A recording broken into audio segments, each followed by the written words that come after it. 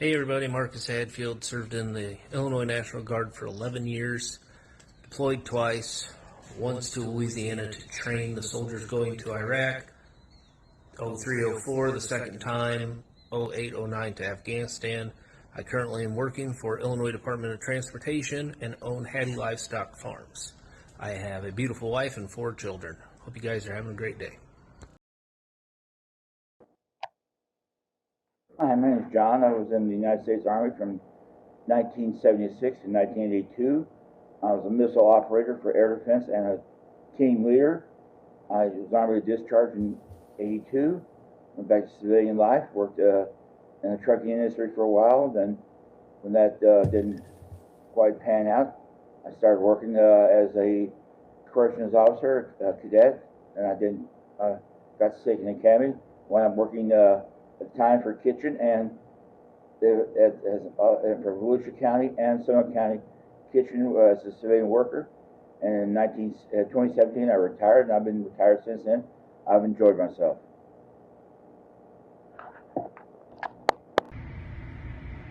Hi, my name is Court Greger.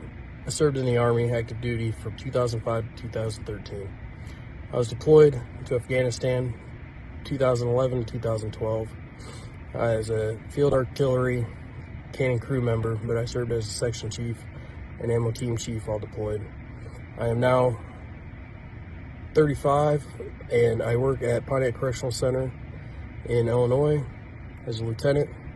I have a wife, 5 kids, and been an interesting career, rough journey through transition from military to civilian world, but here I am.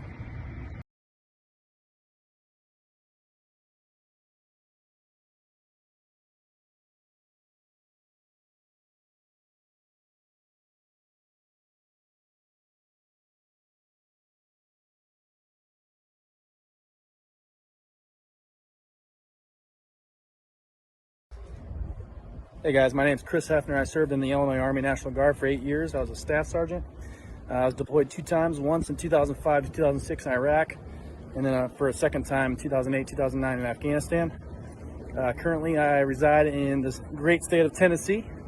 I run a small boutique barbell personal training gym, and I've got a lovely wife and a kid on the way, and we're loving life, doing pretty good. Hey, what's going on, you guys? I'm Devin Elrod. I did 4 years in the Coast Guard, just got out in January 2023. I did a year and a half in Baltimore on a 175-foot buoy tender, just patrolling, doing H2 navigations, make sure the waterways were safe. I did about 13 weeks at A School, Machinery Technician A School in Yorktown, Virginia. Learned how to work on diesel engines, gasoline, inboard, outboard, all that cool kind of stuff. Then I went to a 87-foot patrol boat in Galveston, Texas, and that's where I spent the last 3 years of my tour. Patrolling off the shore of Galveston, about 200 nautical miles out, enforcing maritime law, migrant interdictions, drug interdictions, all that kind of cool stuff. And I eventually got out as a machinery technician 3rd class, and now I'm a diesel mechanic back home in North Carolina, living happy and loving life.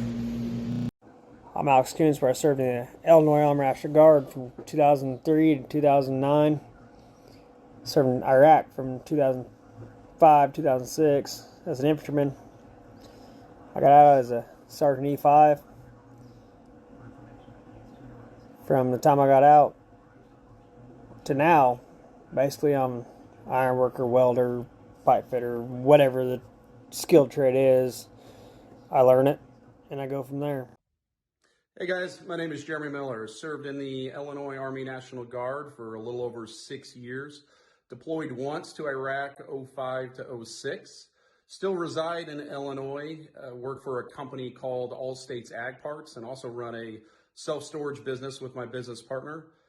Married for almost 12 years now. 2 kids, a 9-year-old and a 4-year-old that keep us very busy. Hope everyone has a good day out there.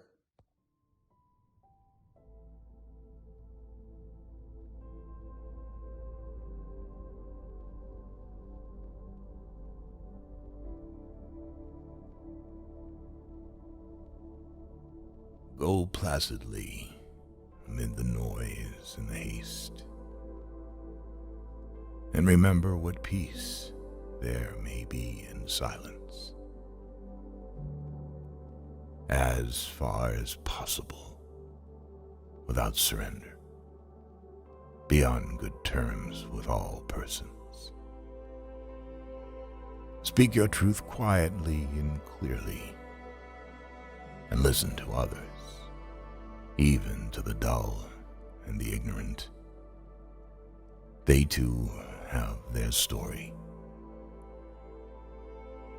Avoid loud and aggressive persons. They are vexations to the spirit.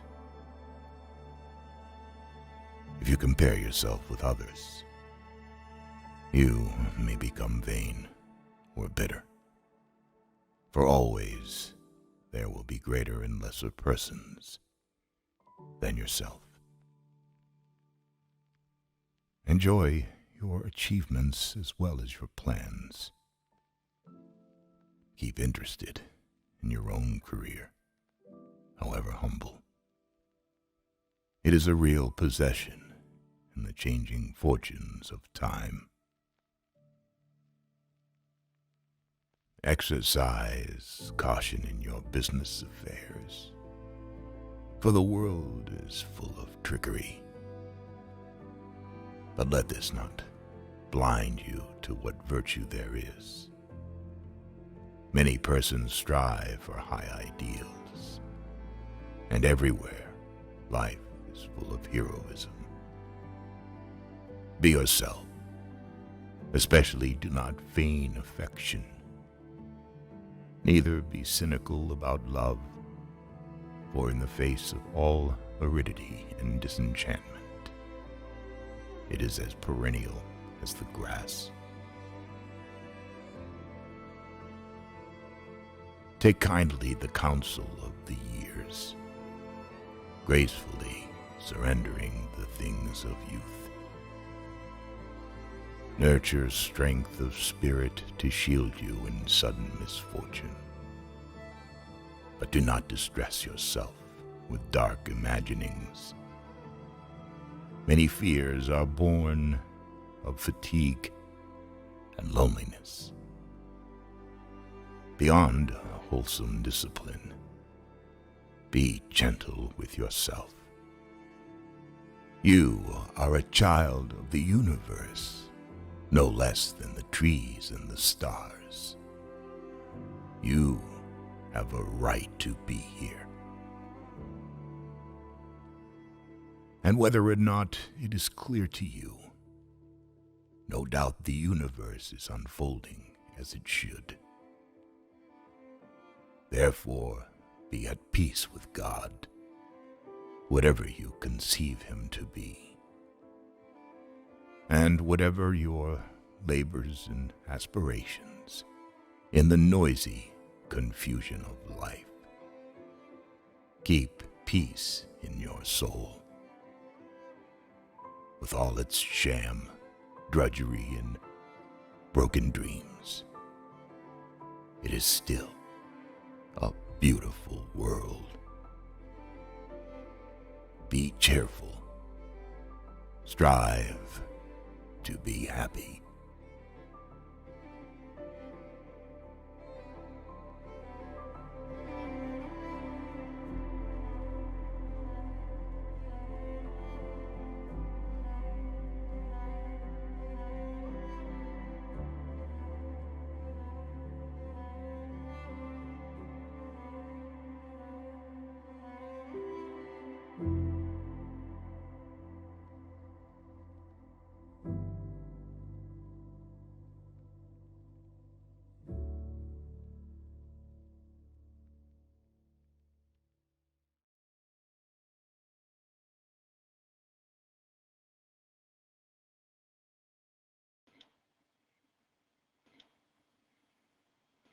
Welcome to the Patriot View. Welcome to the Patriot View. Welcome to the Patriot.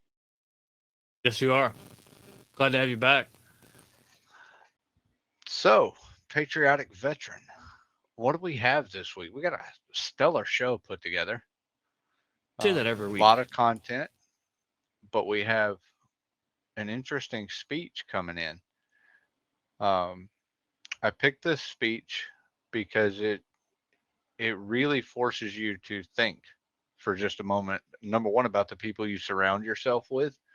One of the points that I took away from it was where he talked about not surrounding yourself with loud and aggressive people and not comparing yourself to other people because it's going to affect your opinion of yourself negatively.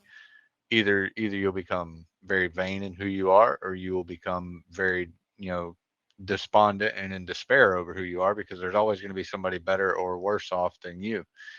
And so I kind of like that speech. What did you think about it? I did not hear a single word of it. Actually, the entire time we were doing the intro, I was restarting my computer. I don't know what I happened. got no audio on stream. Oh wait, I've got it muted. That's why. But I don't have audio coming from you.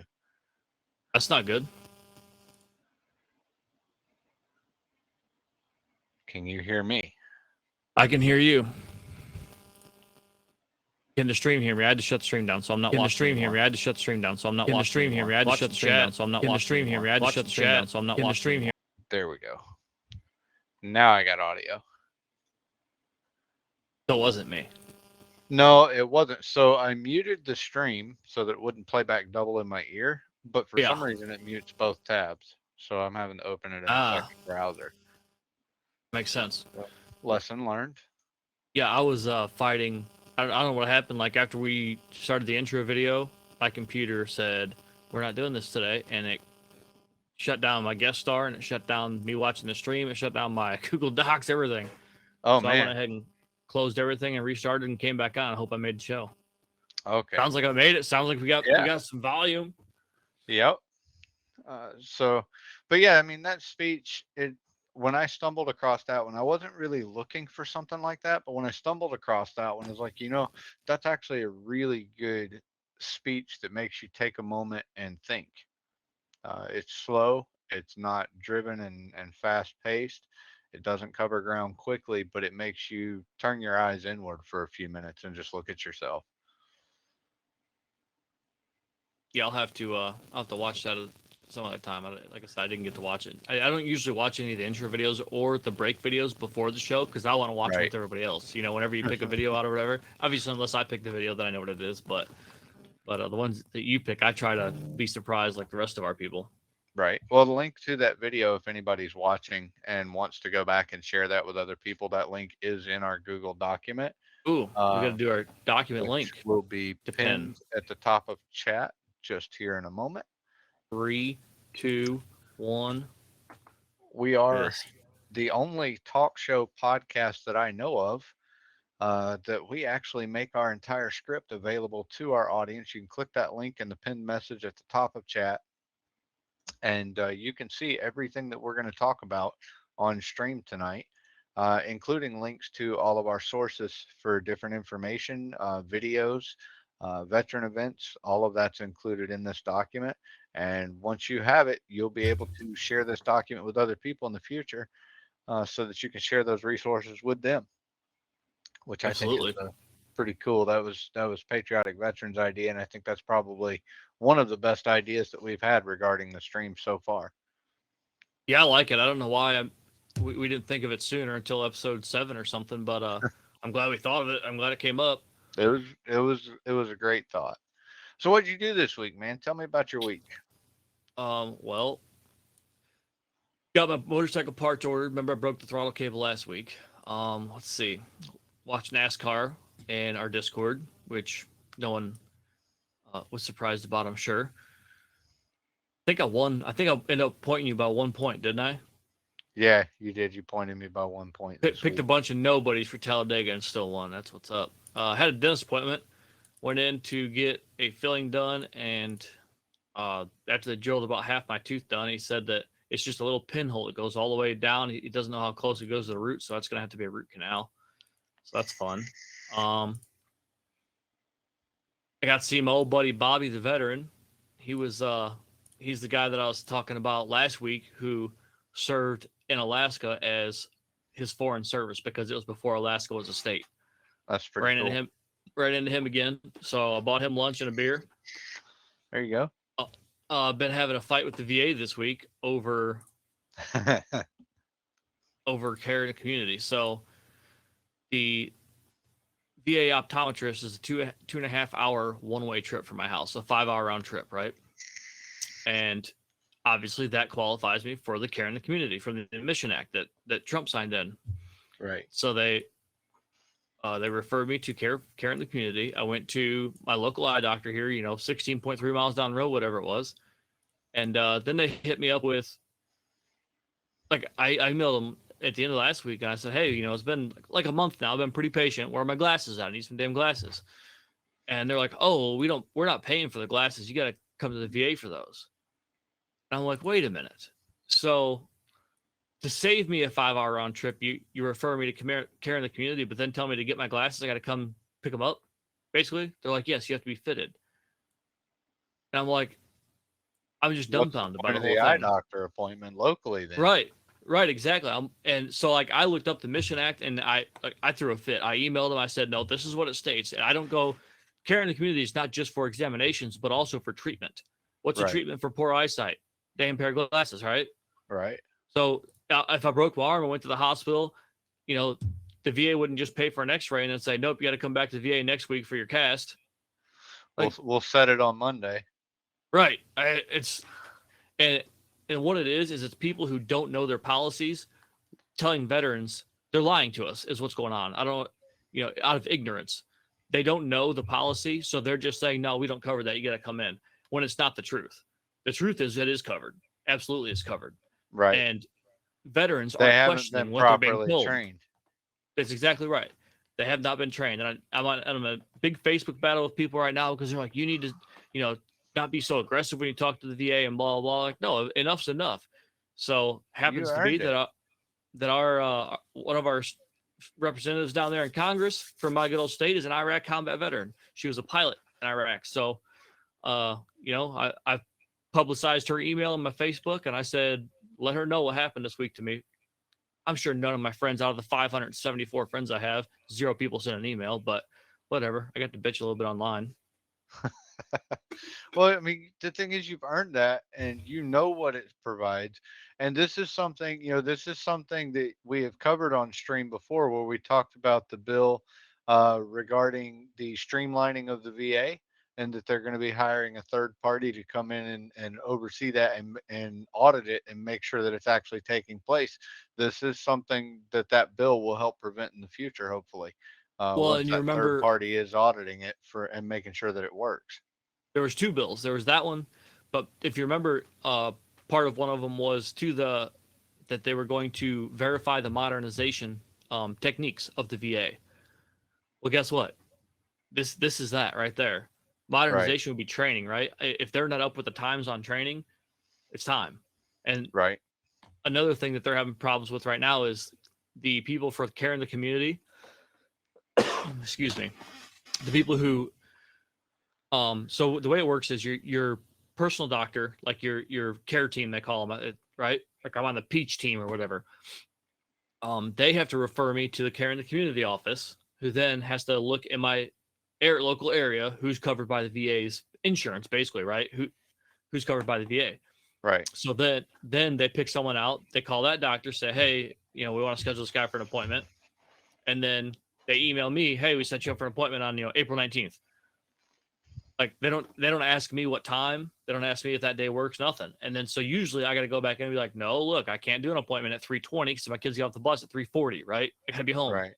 So it's not up to date at all. And then the people for the care in the community, just like literally 2 months ago, were able to start communicating with people on the VA's website. It used to be previous to that it had to be phone calls only.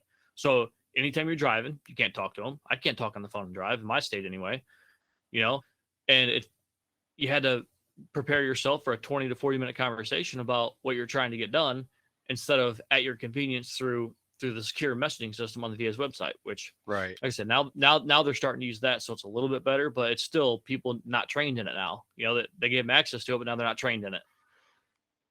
So email your damn senators. So you've had a packed week this week then. And yeah, pretty busy week. I've been pretty busy. I wasn't here last week, so I guess this week kind of plays off of last week. So last week I was out of town during the stream. We left on Tuesday of last week and went from Memphis up to Stockton, Missouri. And I interviewed for a position there with a veteran outreach that I'm going to be taking later this summer. It's a part-time position, and it's going to be. I got a lot of saving to do in order to get the funds together to make the move. But it's going to be a really neat outreach that really helps a lot of veterans. That's what this hat that I'm wearing is from. That is the brand that they put on their horses, and I'll be working there on the horse ranch, be teaching wood shop, doing a little bit of carpentry, and then also probably working in the cafeteria in the kitchen, helping make the meals for the guys as they come in. So I'm really excited about that. We were there and got home late Saturday. Um, been home all week this week, but this week I've been pretty busy trying to line up help for them to get them to where they had everything that they needed completed. So they have a building that is approximately 48 feet by 60 feet long, or 48 by 80, I'm sorry. And it's being remodeled into a bunkhouse, a kitchen, and a cafeteria to serve the trade school and the veteran outreach that's going in on the ranch. And my brother's been working on that full time by himself for the last month, and they still have quite a bit of work left to do. He's managed to put in, uh, I'm gonna say, right around 1,000 square feet of hardwood flooring. He and I started that while I was there. We got a bunch of drywall done, a bunch of paint work done. He's still got more painting to do, 2 bathrooms to plumb in, 4 showers to put in, a complete industrial kitchen that has to be installed. Um, and so he's really needing some help with that. So I've been trying to find some guys that were willing to donate some time to the outreach. Finally got in touch with a group of the Combat Veterans Motorcycle Association up in Springfield, and they're sending a guy up there to do the plumbing work for him. Um, and he'll be doing more than that. When I explained what all the outreach was going to do, he got really excited, and he said, "Man," he said, "this is something that I have really been wanting to get involved with for a long time. I've been looking for a place where I could serve ever since I got out of the military." And he said, "I'm with the Combat Vets Motorcycle Association, but I want more."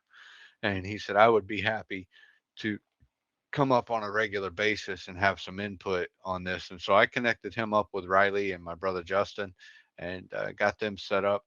And Riley Olson is the brains and the finances behind this.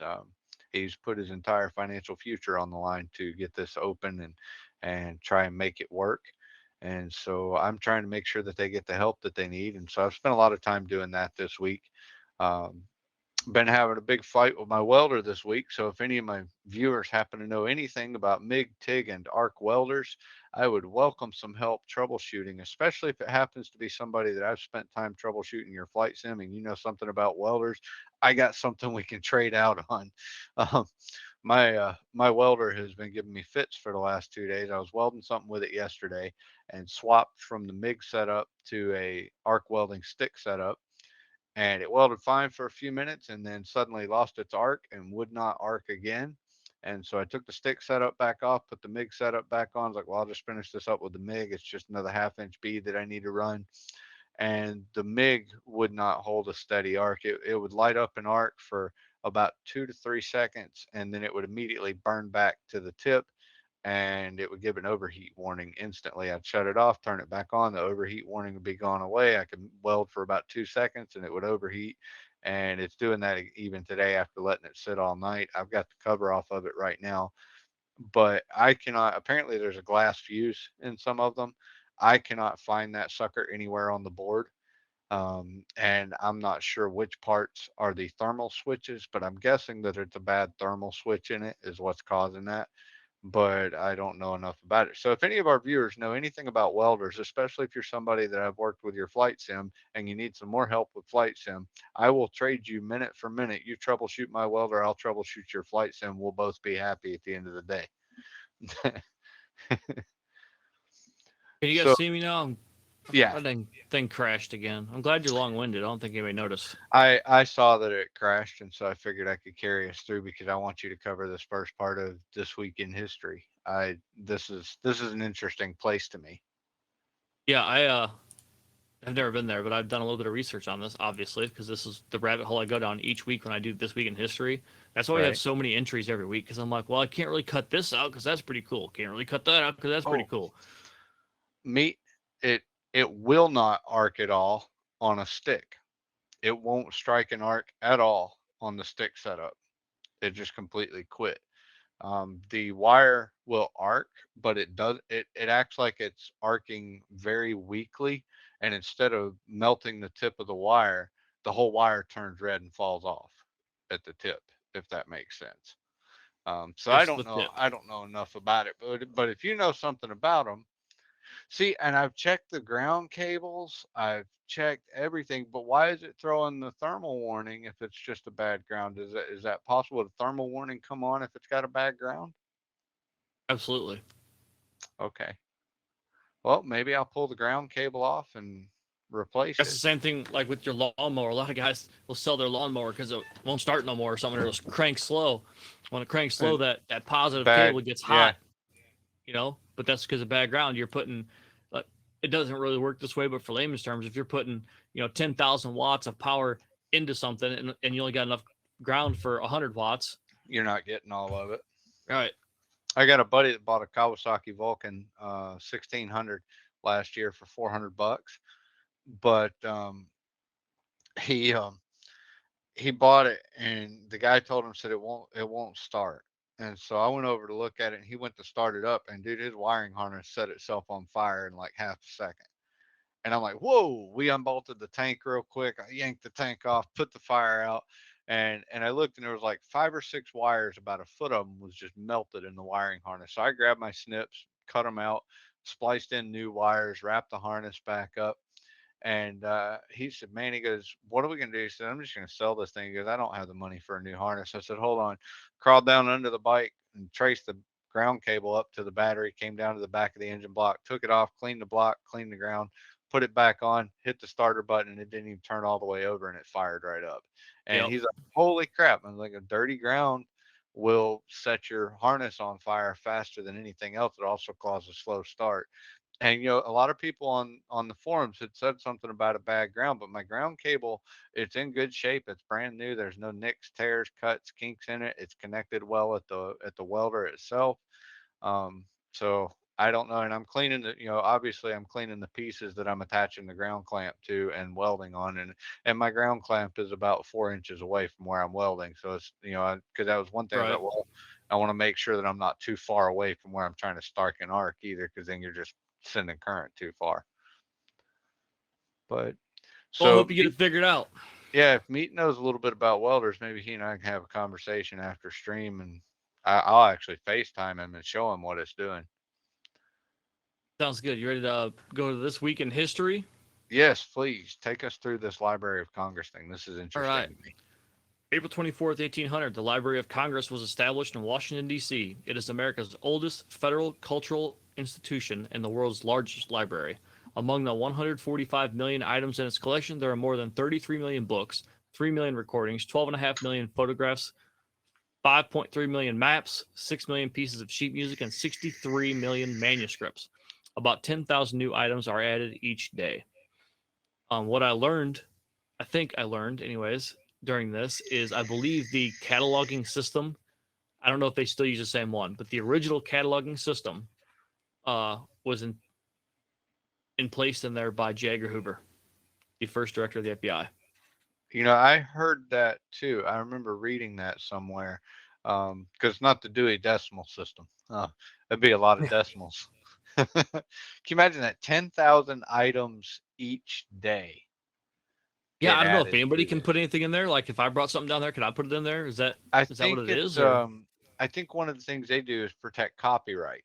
So like it said, sheet music, photographs, stuff like that. Library of Congress has one. So I would imagine anything that's submitted to the U.S. Copyright Office probably gets put into the Library of makes sense.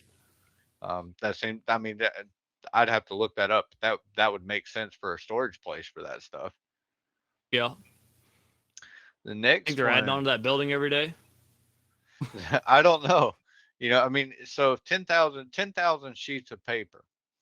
How Anybody know how many pieces of paper come in a ream of printer paper, a box of printer paper from Walmart? That's probably 1,000 sheets, isn't it? Something. Tell Oh, you you right got now. one, don't you? I got one right here. Your redneck's hanging out in the back there. 500. Okay, that's in one bundle of paper. Yep. So 2 of those would be 1,000. So 20 of those would be 10,000. That's how many. So basically, a case of printer paper gets added to that library every day. That's 365 a year. So over 10 years, that's 3,650 cases of paper. I would be willing to bet that's probably not just one building Yeah. at this point. 1,800 to now, every 10 years, Well, yeah, I think 3,600 cases of paper. the old stuff too. Look at the thickness of the paper from the 1800s. Yeah. Crazy. And it's not just papers, photographs and things like that. Maps don't exactly fold up thin. We Yep. used to have a USA Rand McNally map when I was a kid. My dad had a 74 Nova, and that joker was stretched from one window to the other and still had 3 folds on each side. Yep. April 22nd, 1864, In God We Trust was included on all newly minted U.S. coins by an act of Congress. And that still remains there to this day. Do you think that infringes on separation of church and state? No, because separation of church and state is not a governmental fact at all. As we go through the Constitution, you will see that it is never once mentioned in the laws that laid out the United States. The only place that was ever mentioned was in a letter, 2 letters actually, back and forth between a minister and Thomas Jefferson. And the point of, or it might have been Andrew Jackson, I think it was Thomas Jefferson, but the whole point that was being made wasn't that the church shouldn't be involved in the government, but that the government should not have the right to dictate a single church for the entire population, like the Church of England and the Roman Catholic Church. That's what they were seeking to avoid, was the government taking over the church and forcing a state religion upon the people. Why are they pulling the 10 Commandments off the courthouses then? That's a good question. Considering that every law in that courthouse is based on one of those 10 Commandments. April 27th, 1865, on the Mississippi River, the worst steamship disaster in U.S. history occurred as an explosion aboard the Sultana killed nearly 2,000 passengers, which were mostly Union soldiers who had been prisoners of war and were returning home.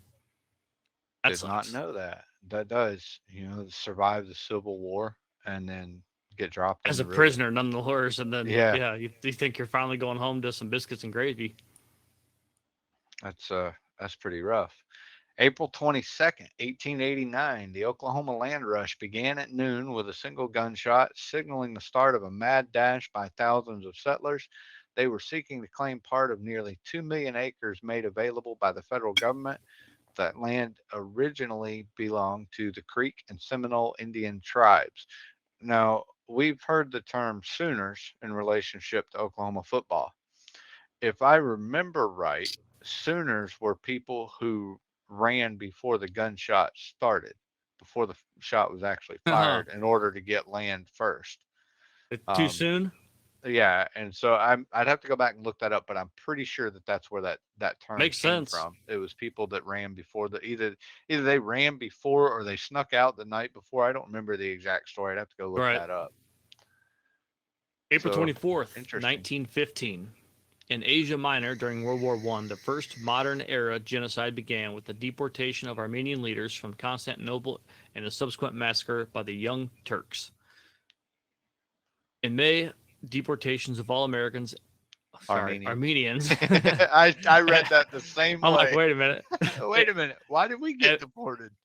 And mass murder by Turks began, resulting in the complete elimination of the Armenians from the Ottoman Empire and all of the historic Armenian homelands. Estimates vary from 800,000 to over 2 million Armenians murdered.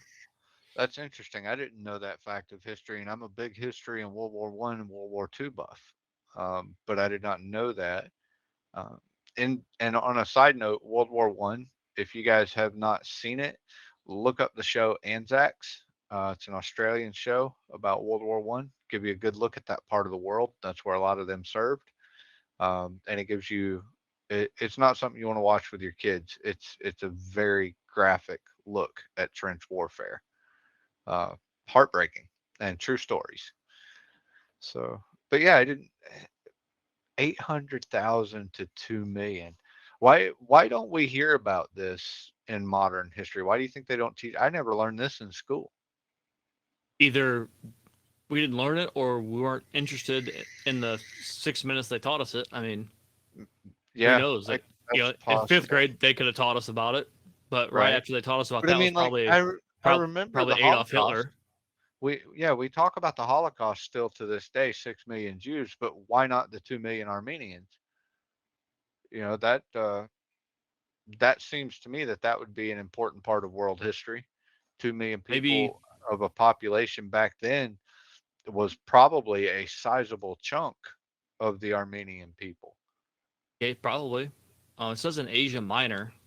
What's Asia Minor? Any idea? That would not be China and Japan. It would be like West. European Asian area, Eurasia, I So guess. like, what's that? What's Turks? Are they from Turkmenistan or Turkey? Turkey. Turkey probably. So it'd be like Middle East Asia, Silk Road Yeah. area. Okay. In World War Uh, One, were we doing a lot of? Were Americans involved in combat in that geographical area? we were, but not heavily, not nearly as heavily as we were in Europe. We were more concerned with the Germans in Europe than we were the Turks in Constantinople because they weren't a threat to Western democracy. Maybe that's why we didn't hear so much. So that could be. April 26, 1937, during the Spanish Civil War, the ancient town of Guernica, I think that's Guernica, was attacked by German warplanes. After destroying the town in a 3-hour bombing raid, the planes machine gunned fleeing civilians. That's pretty cold. Yeah, I was gonna pull that one out of there, and I thought, no, it's two sentences, and to that was like the preset to World War II, right? Like Yeah. 1937. So the Germans were already on their march, I guess you could say, or whatever. They were already in the war path. Spanish Civil War seems to indicate a war within the country of Spain with itself. So why was I guess Germany saw weakness there and figured, hey, let's wipe out some of the populations, less people we got to fight in 2 years when we really go kick some butt in Right. Europe. I mean, that's got to be what it is. I couldn't tell you Makes any sense. other ideas.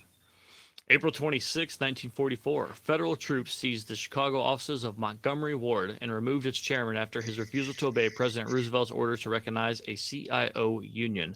The seizure ended when the unions won an election to represent the company's workers. I did not know that. I knew that the initial starts to the unions were pretty rough. I mean, we've all heard the story of Jimmy Hoffa at some point in our life. Everybody's still looking for him. Um, but I didn't realize that. I mean, Montgomery Ward, that was a big department store back then. Yep. That was a huge company. April 28th, 1945. 23 years of fascist rule in Italy ended abruptly as Italian partisans shot former dictator Benito Mussolini. Other leaders of the fascist party and friends of Mussolini were also killed along with his mistress, Clara Petacci. Their bodies were hung upside down and pelted with stones by jeering crowds in Milan. So, lesson to those who are watching the stream, anytime you hear somebody talk about fascism, socialism, communism in a positive light, go back and look what happened to the leaders of every country that's had a fascist, socialist, communist government. They were not loved by the people. So let that sink in for a minute and just, do the math on it. I'm no genius, but if the leaders of a particular school of thought end up hung upside down and pelted with stones, it's safe to say that school of thought's not very popular with the people who suffered at its hands. Yeah, I don't. China's still communist, right? Yep. Vietnam. Yeah, North Vietnam. South Vietnam, I guess they'd fall under communist rule. Korea, Right. Oh sort yeah, of Korea for communism. sure. North Korea is the one that's the crazy dude, right? That Yep, Kim yeah, Jong okay. Un.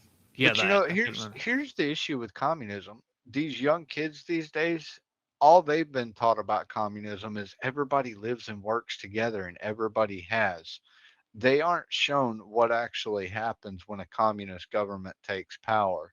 They aren't taught the truth of what happens when less than 1%, not the rich 1%, but less than 1% of the population truly controls 99.9% of the Yep. population with an iron fist. And that's why they support it, because they don't know what it is.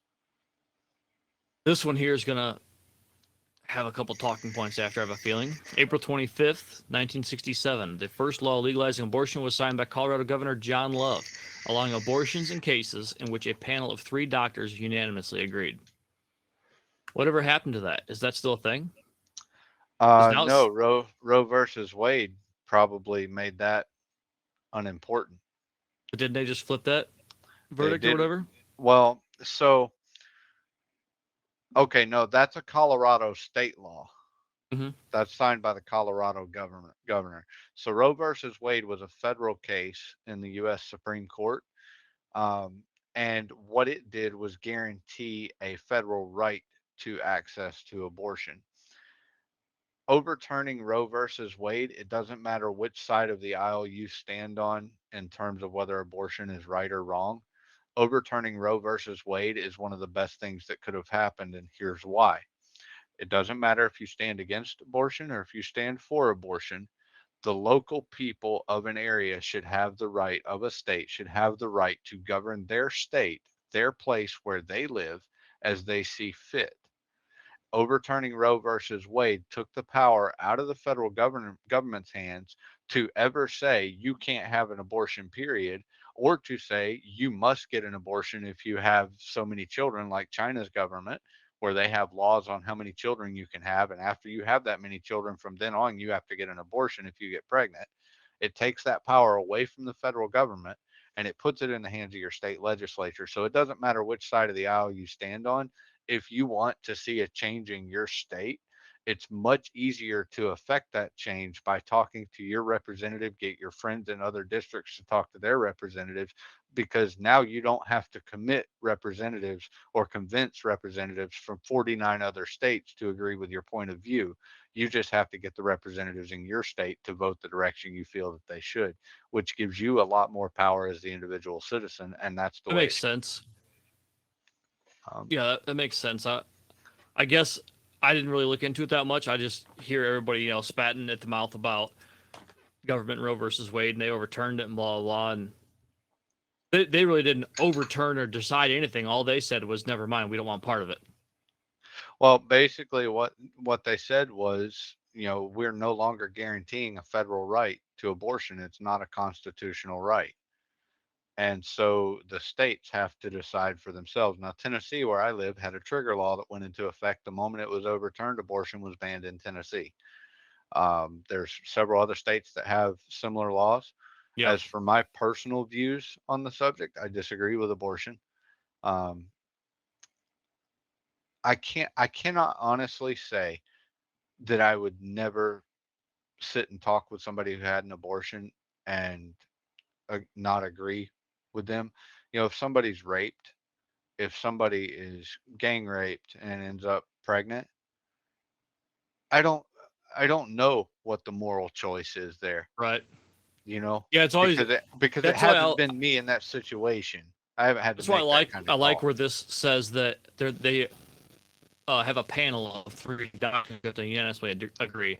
I think that if an abortion topic were to come up, I would want 3 professionals to have to unanimously agree on it. Well, Like I said, and this I've law was dealing with abortions related to the health of the mother at that point in time too. It wasn't like I don't want to have this kid, so I need 3 doctors to agree with me. That's not how it worked back then. right, right. But that's what I'm saying. That in that scenario or whatever, or in any scenario, if you get 3 doctors to say, yeah, this probably is the best choice. I mean, that's way better than a politician in Washington or your state capital saying, yeah, you can do it. Right. I think. I'm pro adoption. So when my wife got pregnant with our twins, she'd had a very rough pregnancy with her previous son, and the doctors told her she couldn't have kids again. And they tried to talk us into getting an abortion of at least one of them. in hopes of protecting her life. And she did almost die having them. She had preeclampsia. We went in for a routine appointment, and the doctor ran some blood work, and she said, I don't even know how you walked in here. She said, you should be dead right now with your blood cell count. She said, we're going to the hospital right now. And I mean, 30 minutes later, we were in and out of the operating room, and I was holding 2 babies that had been cut out by emergency C-section. Um, but I'm pro adoption. I can think of off the top of my head more than 10 families who would love to have a child and either cannot have children either because they waited too late in life to get married or because of health problems, but they would be excellent families that would take care of a child and would love to adopt a child, but they can't afford to because adoption costs way more than abortion. It costs less to kill a child in America than it does to adopt a child. And that's sad. That should be reversed. That's the same with animals, for that matter. Your local humane society, I mean, they charge an adoption fee, right? It's $360. Well, I can go down the Yeah. street and give somebody $40 for old mutt. Like, Well, uh, it's like $300 to adopt a dog, but you can go to the vet and you can get that same dog put down for like 150 to 200. Why is it cheaper to kill something than it is to care for it? If we really want to make a difference in the world, we should look at where our priorities are. Let's right. see. April 26, 1986. Now, this one is actually interesting to me because I just finished watching the TV show Chernobyl. Excellent, excellent look at what happened and what was covered up there that's now been exposed through documents released to the public. April 26, 1986, at the Chernobyl nuclear power plant in the Ukraine, an explosion caused a meltdown of the nuclear fuel and spread a radioactive cloud into the atmosphere, eventually covering most of Europe. A 300 square mile area around the plant was evacuated.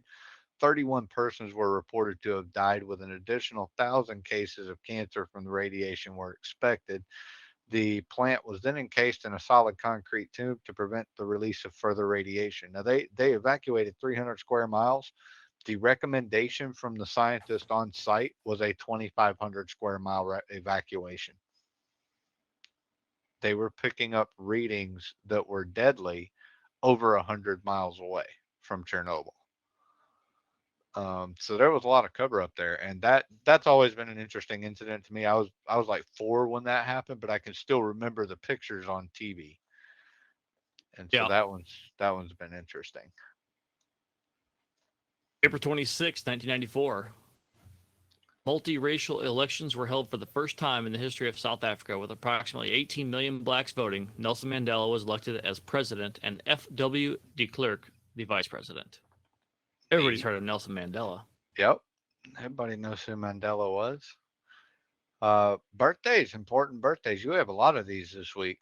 April 22nd, Vladimir Lenin, 1870 to 1924, born in Simbirsk, Russia. He led the Russian Revolution of October 1917, which was then toppled by Tsar Nicholas and paved the way it toppled Tsar Nicholas and paved the way for a harsh communist regime. Following his death in 1924, his body was embalmed and placed on display in Moscow's Red Square, becoming a shrine that was visited by millions during the years of the Soviet Union. This man killed 20 million of his own citizens over the course of his regime. That's what communism brings. Let's just teach them. The town of Leningrad also had their name changed right after he died back to St. Petersburg. Right. Its original name. So Chernobyl, the actual name for the power plant there was Vladimir, and Ivanovich, I think was his middle name. Lenin Power Plant was the actual name of the nuclear plant there. Huh. Let's go right along, huh? Yeah. This isn't a birthday, this next one, but it is an important date that I decided to put in here. April 23rd was established by Israel's Knesset as Holocaust Day in remembrance of the estimated 6 million Jews killed by Nazis. That's something we should remember, something we should teach our kids about. Because once again, this is what socialism, this is what communism brings. Whiskey, I'm sorry, I missed that. I missed that chat on the abortion topic. So, a 15-year-old gets raped by her father, becomes pregnant. She should be forced to give birth and raise that child. Can you give me an actual instance where that's happened? I would ask you that because that's one of the common arguments by pro-abortion people is that there's a large number of incest cases. Actually, that is less than 1% of rape cases, which are less than 1% of the or less than 3% of the overall abortions in the United States. That said, no, I don't know that I would tell her that. Again, adoption is a viable option. Um, I haven't been in that situation, so I haven't had to make a call like that, and I'm thankful for that because I don't know. I know what I would say I would do. I would say no. I would keep the child and raise the child, but you don't really know that until you're the person that's in. That's like saying you'll take a bullet for somebody. You don't really know that until the bullet's in the air. Well, and that's what America's about, liberty, right? The freedom to choose. For me, it's not should she have to do anything. It's why should anyone tell her she has to? See what I'm saying? Like like you said, you haven't been in those shoes. I haven't been in those shoes. Why would we have? Right. Why would we even open our mouths about it? It's not our decision. And at that point, again, I would point you back to your state legislature. That's who you need to talk to about it because now it's no longer in the federal government's hands either direction. It's in your local, state, and federal government. And if I had to guess, most states probably have things written into their laws where counties and towns can supersede state law. Um, there are ways around that. It's not an easy process, but it can be done. Let's see, April 23rd, another important birthday on the same day as Holocaust Day. William Shakespeare, 1564 to 1616, born at Stratford-on-Avon in England, renowned as the most influential writer in the English language. He created 36 plays and 154 sonnets, including Romeo and Juliet, Hamlet, and The Merchant of Venice. Very, very important person in literature. Same day, James Buchanan, the 15th U.S. president, was born in Cove Gap, Pennsylvania. He was the only long-life bachelor to occupy the White House, serving just one term from 1857 to 1861. I did not know he was a bachelor. That's interesting. That's a neat piece of history. He's a little old for you. Yeah, he's a little dead for me, and he's a little the wrong plumbing for me. April 25th, radio inventor Guglielmo Marconi. How do I keep getting these big words? We started off on the wrong foot. That's 3 of them that I've got with crazy names in them. Guglielmo Marconi, 1874 to 1937, was born in Bologna, Italy. He pioneered the use of wireless telegraphy in the 1890s. By 1921, Marconi's invention had been developed into wireless telephony, voice radio. So interesting. I didn't know an Italian guy invented a radio. That's pretty cool. This is why I like this section of the show. We learn a lot. April 26th, Rudolf Hess, the Nazi. It says Nazi Rudolf Hess in the document. Right. Was born in Alexandria, Egypt. He was the deputy Führer of Nazi Germany and a member of Hitler's inner circle. On May 10th, 1941, he made a surprise solo flight and parachuted into Scotland, intending to negotiate peace with the British. However, the British promptly arrested him and confined him for the duration. Following the war, he was taken to Nuremberg and put on trial with other top Nazis. He died in captivity in 1987 and the last of the major Nuremberg war criminals. Might have been the inner circle. Wasn't real smart. Tried negotiating peace, it says. Right. We're at war with the enemy. I'm gonna parachute into their land and tell them I'm there to make peace. I wonder how that would have went if the 82nd Airborne had done that on D-Day. We're here to make peace. He had to do something. I mean, imagine if you're that close to Hitler and you see your leaders going crazy. Yeah. You got to probably do some pretty dramatic things to put the brakes on there. And that was 1941. So the Blitzkrieg started in 40, right? Wasn't that about when London started getting bombed? I know the war really kicked off in 39, but I think the bombs started dropping around 1940. So we're talking a year into 2 years into the war. Do you think he would have sent some kind of word ahead? Hey, I'm coming. Let's figure out something to make this work. It does. I didn't trust nobody. Wonder, yeah. Who does he have write it? Who does he have? What telegraph guy's going to have send it to him? it does make you wonder if they actually had any kind of negotiation after he was arrested. I mean, obviously he's going to be arrested and, detained for the good of the people, but, did they actually have any negotiations? Did he ever get to sit down with Churchill? And if not, why not? And what could have been prevented if he had?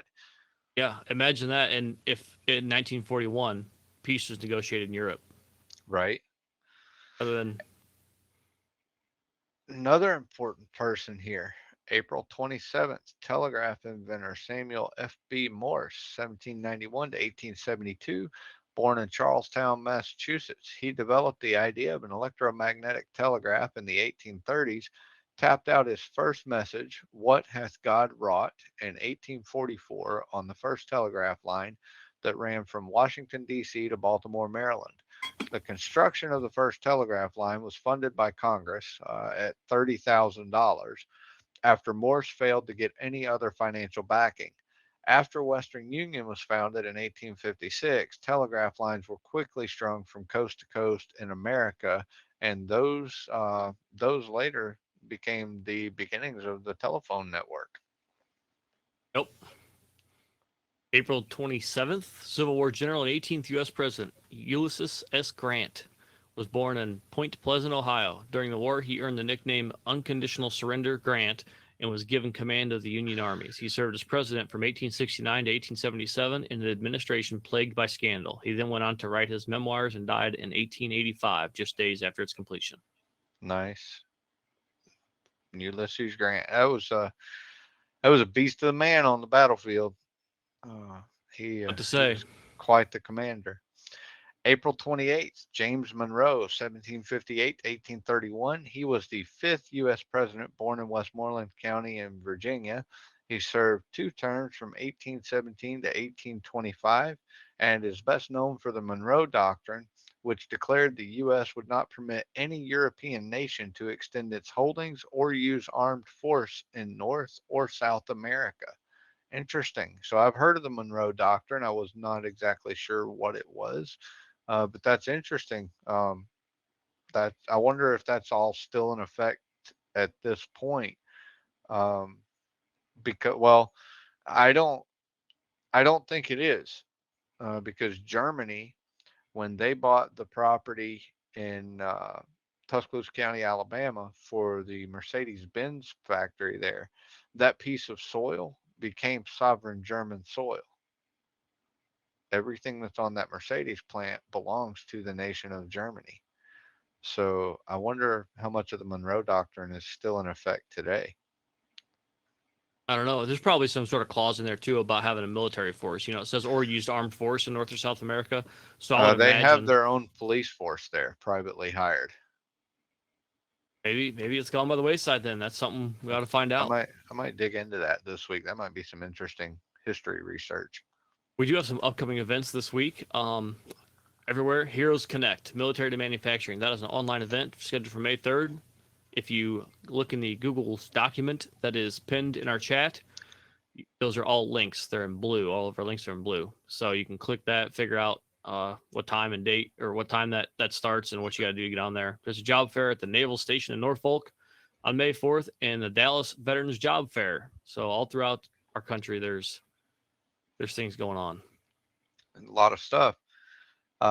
Memorial May with Carry the Load. Uh, this national relay travels 20,000 miles, covering all continental 48 states, ending with the Dallas Memorial March. The relay consists of 5 routes: the West Coast, Mountain States, Midwest, New England, and East Coast. East Coast. I cannot talk today. And teams walk and cycle throughout the 32-day Memorial May campaign beginning on April 27th. It's an amazing opportunity for people of all ages around the nation to honor and remember our fallen heroes. The annual collaboration between VA's National Cemetery Administration and Carry the Load will host rallies at 38 national cemeteries along 5 separate routes covering 48 states. Oops, I All put that in five there twice. all 5 routes converge on Memorial Day weekend for a final rally in Dallas, Texas, which is the culminating event for Memorial May. That's pretty cool. I've never heard of that before. Me either. Links So there. I will be looking that up. And I think that brings us to the top of our show. We're we actually did pretty good on that for everything we had to cover. We're only 4 minutes past the top of the hour. Yeah, And it's a good section that sometimes it seems like we might not get through it, but it seems, but 3 weeks so far we've made it. yep, we got through all of it, and that includes technical difficulties and our conversation on each piece, and we've had some good discussion on these. Yeah, it said I So was low on my hard disk memory there. So I don't know what I have downloaded or what game updated or what to make. I went through and deleted what'd you a bunch, break? a bunch of folders. I don't know, so it's working now. I guess GTA's got to go. Make I some think I'm gonna space. start with iRacing. I can't find nobody good to race with anyway. All right, so we're up against our mid-show veteran spotlight. Why don't you? Well, you don't know this guy. This guy actually is not one of the guys that you served with. Um, so I got this video sent to me by a American Legion ride captain out of Florida. The fellow in our veteran spotlight today, his name is Chris. He was a bosun's mate in the U.S. Navy during Vietnam from 1969 to 71. So we're going to watch that veteran spotlight, and then after that, we got a special presentation on the National Park Service for you guys. We'll be back after the break.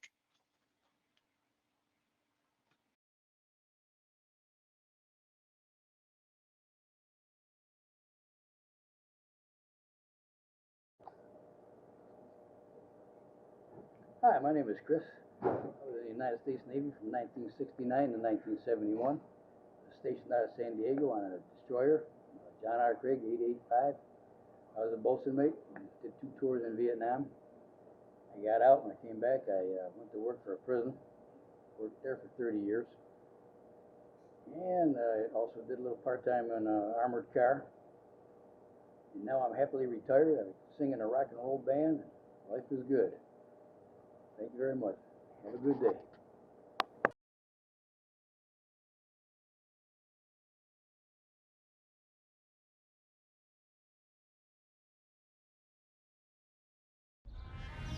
From the Grand Canyon to Mount Rushmore to the Blue Ridge Mountains.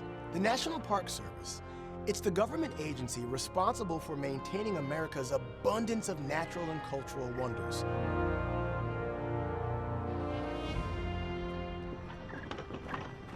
By the mid-1800s, American settlers were moving west and discovering new landscapes as they laid claims to lands in Texas, California, New Mexico, and Arizona. Many Americans were enamored with the natural beauty of the Trans-Mississippi West, which was so different from the East Coast and Europe. Some enterprising travelers realized these natural sites would make good spots for tourism and recreation. In 1855, a British man named James Hutchings, along with 2 Indian guides, visited the Yosemite Valley and began to write articles promoting California's scenic wonders. Almost overnight, Yosemite became a destination. It was so popular that President Abraham Lincoln put it under protection during the Civil War. But Yosemite was not the first national park. In 1872, President Ulysses S. Grant declared Yellowstone the first ever national park. It wasn't until 1890 that John Muir, a Scottish-American naturalist, successfully convinced Congress to protect the Yosemite area. Muir would continue to have a major influence on the creation and preservation of new parks, along with President Theodore Roosevelt. Between 1901 and 1909, President Teddy Roosevelt, who believed that experiencing nature was instrumental in building American character, created 5 new parks, including Yosemite, and claimed over 100 million acres of national forest. He also signed the 1906 Antiquities Act, which gave the President of the United States authority to create national monuments from federal lands.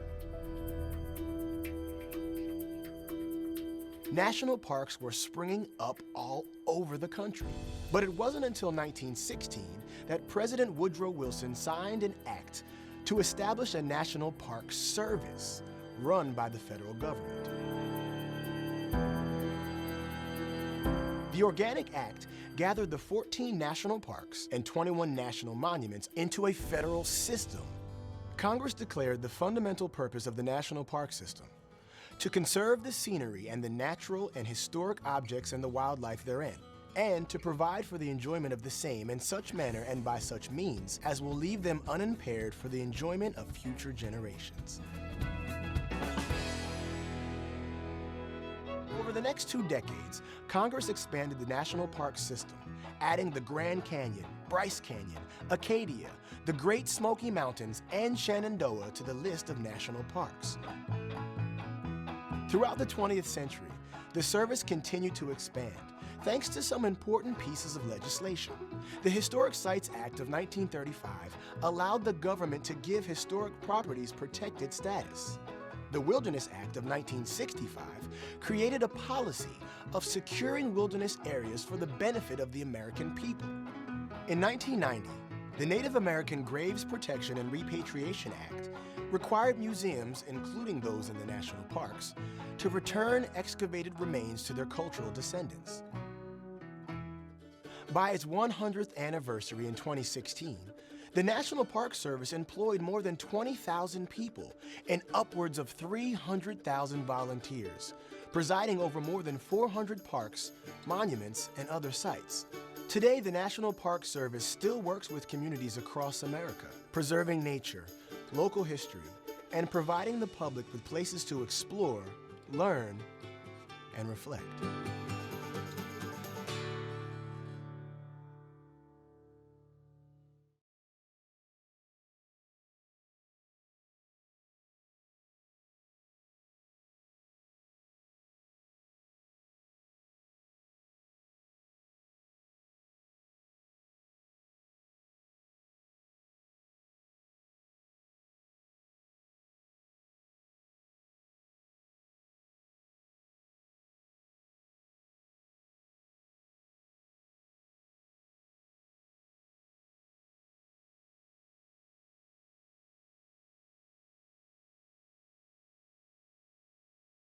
Just be me.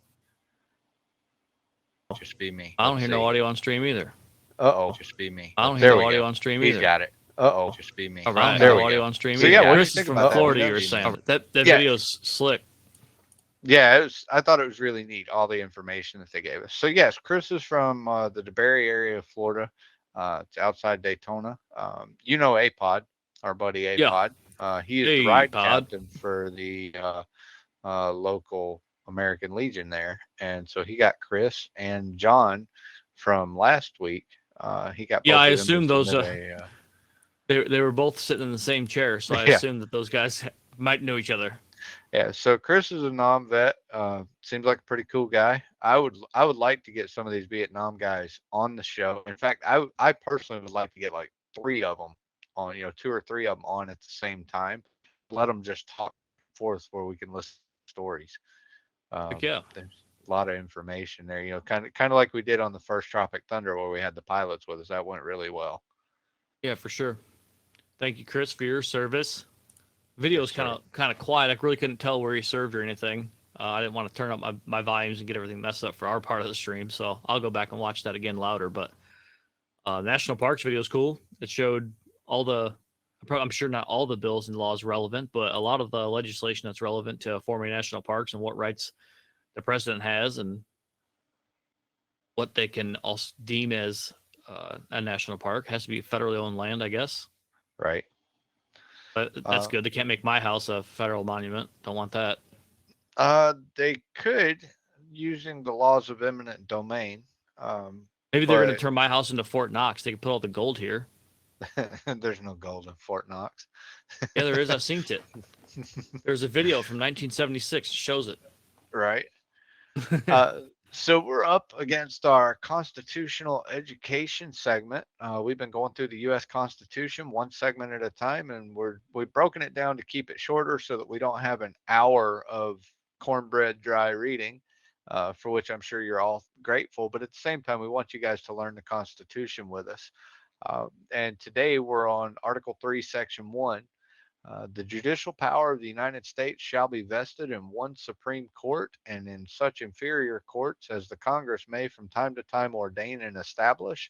The judges, both of the Supreme and inferior courts, shall hold their offices during good behavior and shall at stated times receive for their services a compensation which shall not be diminished during their continuance in office. So short and sweet, and to the point. Just lays out the fact that the power of judgment is going to be vested in a single Supreme Court, And then the inferior courts would be those that trickle down through the state level to the local and county level where you live. And judges of the Supreme Court and all the inferior courts are able to hold their offices. And I like the clause, the catchphrase there, during good behavior. So if they're caught misbehaving, if they're breaking the law or doing something unbecoming of a judge, they should lose their office.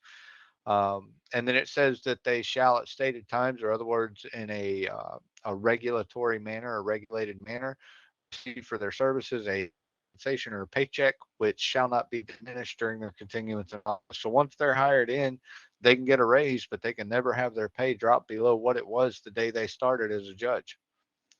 That's all So, right. yeah, interesting. I wish I had that in my job. So the news of the week starts off with some news not from this week, but it's directly relevant. And I don't know how I keep picking out articles from Steve here, but this dude writes for military.com, and he's just got He's a good writer. got a lot of good stories. So He's got good sources. The commander of the Army's 5th Security Force Assistance Brigade, which will now be called the SFAB for the rest of these conversation, was suspended amid allegations of counterproductive and abusive treatment of his subordinates, according to multiple sources with direct knowledge of the investigation. Military.com was the first to report on the suspension last week, but at the time, it wasn't known that Colonel Jonathan Chung was removed from his position due to allegations of poor leadership. Chung was suspended on April 10th after being in command of the 5th SFAB, headquartered at Joint Base Lewis McChord in Washington, since July 2021, and was likely in a position to be promoted to Brigadier General soon. He can probably scrap those stars. Probably scrap them stars. Well, 1 star. Yeah, I'm pretty sure he's not going to be getting those lapel pins. And the next article ties right into that. You and I were laughing about this earlier this week. That's why that first article is there. Also by the same writer who dug deeper into this story, Colonel Megan Sullivan, commander of the 5th Brigade Engineer Battalion, 5th SFAB, so they were attached to the battalion mentioned above, faces allegations of assaulting at least 2 subordinate men and harassing several others, with some of those incidents allegedly tied to alcohol abuse, according to one of 2 sources. At least one of those alleged assaults involved forceful kissing and another grabbing a man below the belt without his consent. Sullivan is seemingly still in command, though commanders are sometimes suspended amid investigations. Now, I saw a picture of this girl. She had to have assaulted him. This could not have been voluntary. She's pretty scary. Yep. So she's a commander of a battalion, and the other guy is the commander of the brigade. The brigade has several battalions inside of it, just like a battalion has several companies, and companies have several platoons, and platoons have several squads, right? Right. So he's a commander of several battalions that form a brigade, and she's just a commander of a battalion inside of his brigade.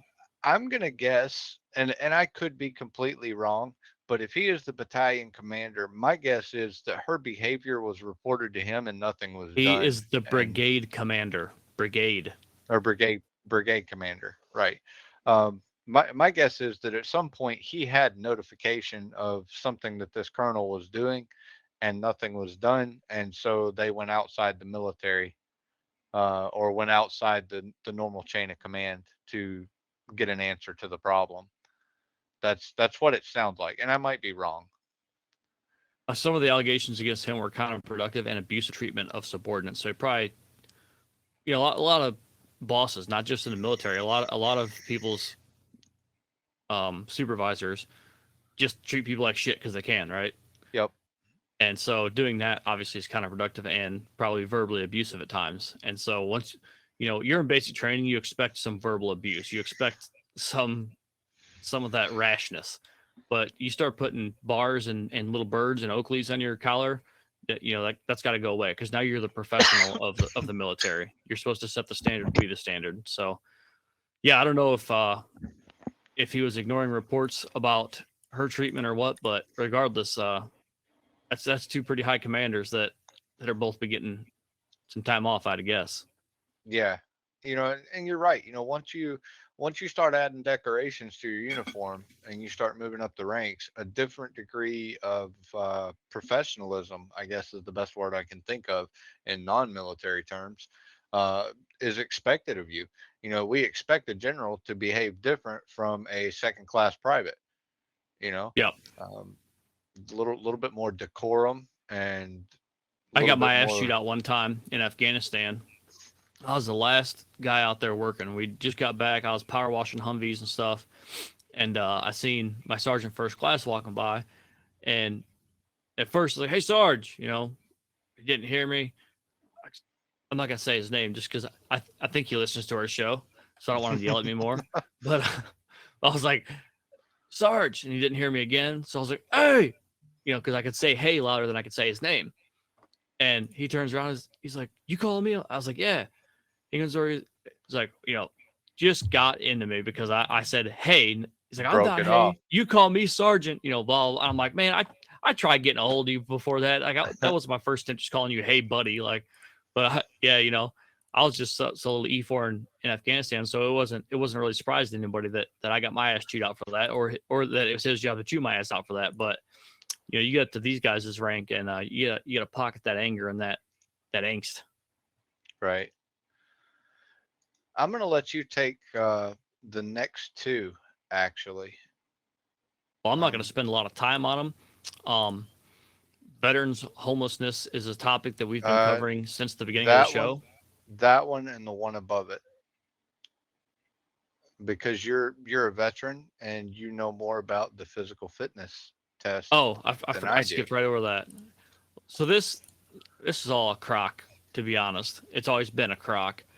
I'll read the story and then I'll talk. 26 April. The Army is unlikely to change its new physical fitness test despite Congress recently passing a law pressing the service to establish gender-neutral standards, according to two sources with knowledge of the plans. The annual Defense Authorization Bill passed in December directed the Army to set the same fitness standards for men and women by June. Last month, Army Secretary Christine Wormuth told lawmakers on Capitol Hill that the service had already established gender-neutral expectations for troops, but was vague about the specific standards to which she referred. So, the way I understand, I have not been in the Army since they changed the standards. They changed the entire physical fitness test. Whenever I was in, it was push-ups, sit-ups around 2 miles. That was it. And men had to do like 36 push-ups to pass, and women had to do like 3 or whatever. No, it's like they had to do like 11. I mean, but it's phenomenally lower. Like 36 was really passing back then. Yeah, that was like the base minimum, and then like I think we had to do 72 to 72 to max out. You do more than that in 9th grade football in the middle of July in Alabama. You could? You can't do 36 push-ups right now. We had to do 100 of them in order to be on the football team. You had to be able to do 100 push-ups, and by the time the actual tryouts, you had spring training that ran up through July, and mid-July we had our fitness test. If you didn't pass the fitness test, you weren't on the team come fall. We had to do 100 of them. We had to run 5 miles. So the way the Army is, their standard is every test is 2 minutes. So you had to do a minimum of 36 or whatever it was, you know, and it changes with age group. You know, a 50-year-old doesn't have to do 36 anymore. A 50-year-old might have to do 21, but you only get 2 minutes to complete it, and you cannot take any breaks. So you cannot break the front leaning rest position. Same with sit-ups. Like if your hands come undone behind your head, you're done. If your feet come off the ground, you're done. But I don't know how many push-ups or sit-ups I can do. Well, I can do 8 push-ups if it's the little orange kind. Yeah. So about 10 years ago, they changed the test to 2 different types of tests. There's like a standard physical fitness test, and then there's a standard combat physical fitness test. The combat one is much more in depth, and that is the test that the Army has made gender neutral, only the combat one, and not all of them. I think Congress, the law that they passed was to have all gender neutral standards. So there's one physical standard for being in the military, regardless of what your occupational specialty is. Which means the men's side would most likely be scaled down. It would scale down from what's normally required of a man. I would assume so. But the Army only emplaced a gender neutral standard for combat arms. So Do you remember they allow women to be in infantry units and Right, artillery combat now? positions now. Right. So yeah, those are called combat arms. So those tests are, and like I said, I do not know from personal experience. From the reading that I've done, those tests are now gender neutral to where they all have to meet the same standard, no matter what kind of genitalia they have. But they have not. My question would be whether that bar was lowered for compared to what the male would have to do in the past when it wasn't gender neutral. Because if it was, do we really want to lower the standard for the people we send into forward combat positions? Well, and that's what I'm saying. They did not raise or lower the standard because they just printed up a new test. So they might have done that on purpose just so we couldn't say, oh, now our men can be a third as strong as they used to be, because they changed the test. So now they do deadlifts, pull-ups, planking, running, still a bunch of other different stuff and it's probably a more in-depth and accurate test than just push-ups, sit-ups, and run. Right. Yeah, I'm sure there's got to be some endurance added there somewhere, because in a combat situation, I've never been there. You have, so you can correct me if I'm wrong. But, I'm sure there are times when you're in combat, when you're on your feet and you're moving, steadily moving at a quick pace for probably an hour or more at a time, in the middle of a firefight or clearing a building, clearing a block somewhere. You're carrying a heavy rucksack, you're full kitted out, got your plates on, that's a lot of weight you're carrying around, especially in a hot environment. I'm sure they're going to want some type of endurance test to know that you're not going to pass out. Climbing was always my weakness. You could put a 70-pound bag on my back and I could walk for 25 miles, or I could, walk briskly, not just slower than a jog, but climbing. So like whenever we're clearing hotels, right, doing 8 flights of stairs in full battle rattle, because you got to keep in mind, now I've put on some dad weight, but when I was in Iraq, I was 145 pounds. I wore, 70 pounds of body armor and weapon and ammunition and all that other stuff. So I doubled my body weight whenever I walked outside the wire or went out, to do my duties or whatever. And so yeah, me dragging 100 pounds, up 5 flights of stairs, that was a lot of work. Afghanistan was the same way. I had been doing a lot of working out and everything. When I was in Afghanistan, I was more like 165 pounds, still muscle, but climbing up, throwing on your body armor and grabbing I was a grenadier, so I had an M4 with a 203 grenade launcher underneath it, carrying 6 to 12 grenades, 10 magazines at 223 rounds or 5.56, body armor, helmet, all that stuff. Climbing up them sand dunes, man, holy shnikes. Right. Well, and for you guys on here that have never been in that situation that he's describing, you play Warzone, just for reference, those grenades aren't free weight. They do actually add to your weight. You carry 5 grenades. What do they weigh? About a pound and a half a piece? Pound? No. Are they probably less than a pound? A little less than a pound. Okay, so say you got 5 of them at 3/4 pounds. That's 3.5 pounds added just in grenades. How much ammunition were you carrying most days? Usually carried 360 rounds, 12 magazines. Yeah, 12 mags of ammo. That's some weight, and we're not talking 22 ammo here either. We're talking. I'm assuming you're probably carrying 5.56. Yeah, 5.56 and 30-round magazines, which usually I never filled mine to 30 rounds. That's a tactical decision I made. The way I loaded my magazines is the first 5 bullets I put in were tracers, and then I loaded them up to 28 rounds to kind of let that spring not be fully compressed all the time, right? Jamming. And I did the last 5 rounds of tracers, so that way I didn't have to count rounds whenever I was firing, and I had 5 in a row that were red. It's time to reload. Yep, that's smart thinking. And I'm guessing that it's not like it is in a video game where when you run out of ammunition, you just run over to somebody and grab a mag that's laying on the ground from a guy you just shot. The M4 doesn't typically load AK-47 mags. Yeah, luckily for me, I was never engaged in any what we call TICs, troops in combat, is TIC, that required the use of all my ammunition. I couldn't imagine using it all. I mean, shit. That'd be a bad feeling. When the last time you went out and shot 400 rounds in a row was, but if I had to make a trip back to the truck to grab some more ammo, we were probably going to be in trouble. Yeah.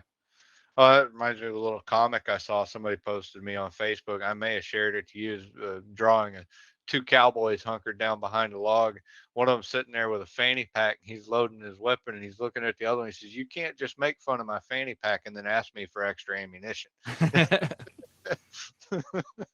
Yeah, we always carried a kind of ton of funny. ammo. I never thought we carried enough in the trucks, to be honest. Like our machine guns, you know, an M240 Bravo can go through a 200 round belt of ammunition in about 7 seconds. Right. So, you know, that's the one I always wanted more ammo on. I'm like, why are we only carrying 600 rounds for the big gun, but I'm carrying 300 on my Right. person? This guy can hit people a quarter mile away. Why do I need to get up close and personal with him? If he's got more ammo, then I don't need to use mine. That's effective out to about a mile on like if you're shooting at a vehicle or something. Yeah, you can fairly accurately shoot with the iron sights that are on it. I was an A gunner, assistant gunner for a guy one time, and he hit a target at. I went back and ranged the approximate, and it was 800 meters with the last bullet in the gun. A long ways. One shot, one hit, 800 meters. So I mean, wow, 308. I mean, that's what we use in our sniper rifles. You know. What kind of damage would that do to a vehicle? Can you disable a vehicle one shot from that? Oh hell yeah! So right to the windshield, right between the eyes.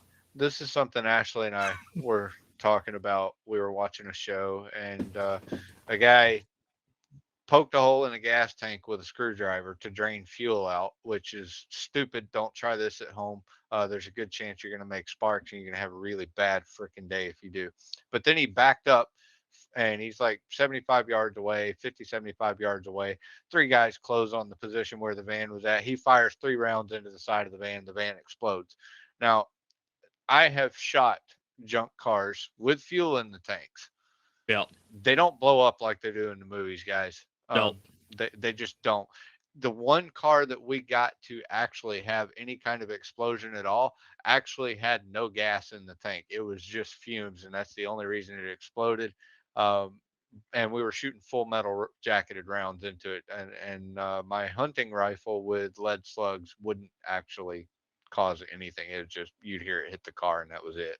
Well, yeah, lead doesn't spark, copper doesn't spark, right? So I mean, that's what you're looking at, a copper jacketed lead ball in there, and then if the Army were using steel ball, so the inner part of that is a little. It's not even a ball. I don't know what to call that. It's a cone, basically. It's like maybe a sixth or an eighth of the actual volume of the bullet is just a little steel cone in there, which I guess does some sort of penetration, or it's more rigid than the lead and the copper outside of it is. Yeah, it probably stays together as it goes through the body. But yeah, it's you're not going to destroy a car with one 308 round. But like I said, so the movies where the guy empties his 9mm and a Humvee flips end over end from it, that's completely unreal. I mean, unless he cut the drive shaft in half with his 9mm, I don't know. Pretty good shooting, right? Pretty good shooting. Maybe a tracer round. That's an incendiary round. It's phosphorus, right? Isn't that what they use for that? So it's it's on fire as it goes through. So I could see that causing an explosion. But the other thing too, it matters if you hit the fuel tank. It matters how much fuel is in it. The less fuel is in it, the bigger explosion you will have, because the more vapor there is. Liquid fuel doesn't actually burn. The only thing that burns is vapor on top of it. There's actually no solid or liquid that burns. All fire is from vapors coming off of it. But we can talk about that science class some other time. But imagine if you're taking literally a fire starter, like a Strike Force fire starter, right? Mm-hmm. Go fill your kitchen sink with water, put that under there, and try to get sparks. It's not going to work, because it doesn't matter what kind of fluid it is. You can't start fire inside of fuel. You know what I'm saying? Inside of liquid. Right. So by putting a bullet inside of a gas tank full of gas, it's still surrounded by liquid. Right. It's inert. But poking a hole with the tracer, maybe. I could see where a tracer round going in is going to cause the gas to boil around it as it penetrates the liquid, thereby creating air pockets and thus creating an explosion. Sure. That would make sense. Yep. Let's see. Next topic. This one I want you to tackle too, because we've talked about this on stream, and this is something that's close to both of our hearts. Veterans homelessness is something we've talked about since week 1. Seattle Times reports that the veteran homelessness rates are dropping. And basically, the article says that the way that they are solving veteran homelessness, they should apply it to just homelessness in general. Like if it works for veterans, why wouldn't it work for just regular old people on the street? And that's pretty much it. The article's there. I'm not going to read it out loud to you guys because that's boring and dry. But so we're making ground. Good things are happening. Progress in the right direction is good to hear about. No matter the people group we're talking about, but yes, right. if something works to get veterans off the street, why would it not work to get other people off the street? I know I read something the other day about a group in Austin, Texas, I believe. They bought 160 acres, and I think they're going to be able to house. I'm wanting to say the number was like 400 veterans in tiny homes that they're 3D printing.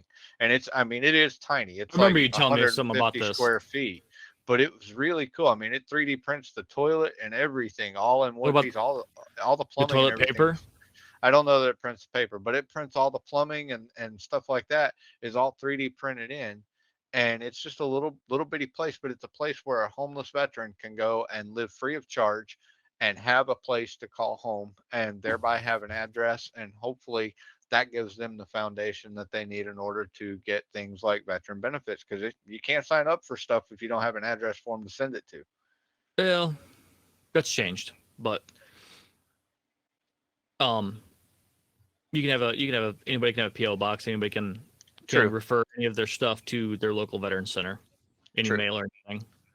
But I was going to ask, doesn't Elon Musk do something with tiny homes? Like, I feel like there was something I read or saw 6 months ago or 8 months ago to where he was maybe for his employees or something. I saw something about that. You know what I'm talking about? Yeah, but I don't remember what the story was. We might need to stick that on our topics for later and look it up, because now I'm curious. I remember seeing something on Facebook about he was investing in a tiny home company or something, but I can't remember what the details were. Either. Next topic, swatting calls causing fatigue and unrest for law enforcement. So guys, this is becoming a big thing, especially among streamers and gamers. As a prank, they will call local law enforcement to another streamer's house and tell them that they are a threat to society, that they have weapons, or that they planted a bomb, and send the SWAT team in on them. This has been happening at schools. It's been happening on people's homes, and in one day, if I remember right, this article says in one day, 226 different schools in the state of New York were affected by swatting. Dang. 226 schools had student schedules disrupted because somebody wanted to pull a prank. And it's causing a lot of fatigue and a lot of unrest in law enforcement communities, because these SWAT teams, they're getting called out sometimes 2 and 3 times a day to respond to situations that aren't even real. And well, then too, you got all these parents showing up to pick up their kids and stuff too, right? Yeah, and I mean, I was at a church just about a month and a half ago here in Memphis that had a large middle school behind it, and somebody called in a bomb threat on that school, or there's a high school behind there. They called in a bomb threat on that school and a middle school across town at the same time, and they had to evacuate the school into the church that we were holding a funeral at. So it completely disrupted the funeral. We had 1,000 kids walking around waiting for their parent, getting into the holding area so their parents could come pick them up. Cops were everywhere. SWAT team was there. Bomb squad was there to check out the school. And was it a veteran funeral by chance? No, it was not. It wasn't a veteran's funeral that day, but either way, I mean, it's a funeral. It's a family and a hurt, and somebody thought it'd be funny to call in a bomb threat, and probably they didn't know there was a funeral going on. But that's not cool. That's not the point anyway. Stresses our police officers out. This is, guys, this is why police officers make mistakes on the job.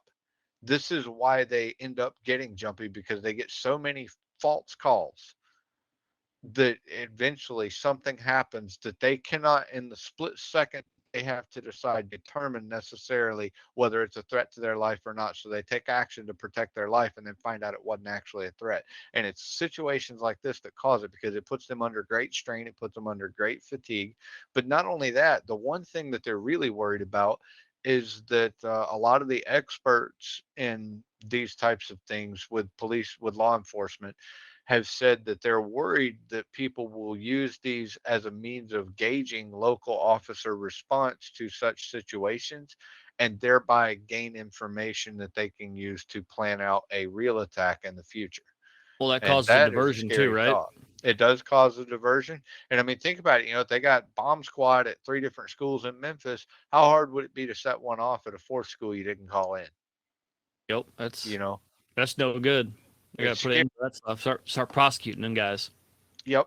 You I know, I believe you guarantee call you, in a fake bomb you send threat, any of that those should be a 17 year federal old crime.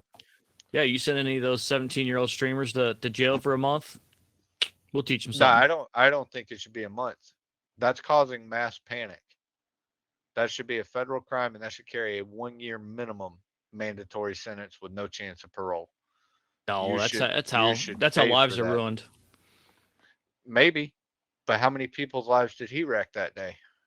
You know, That day or two ruin. So two here's what schools. happens with a lot of our young convicts is they're young and impressionable. They make a bad decision, get in with the wrong crowd, whatever, and then they'll catch themselves a 5 or 6 year prison sentence, and then they grow up in prison, True. and then they come And back you've out to the been there. street, You and worked there. So they don't have a chance. that's true. You know, That's 30 true. days, if you do something stupid like this and you do 30 days without seeing your family or you have to see your mom through a glass wall, that'll change your life. All right. So we compromised 30 days in jail and a year of community service.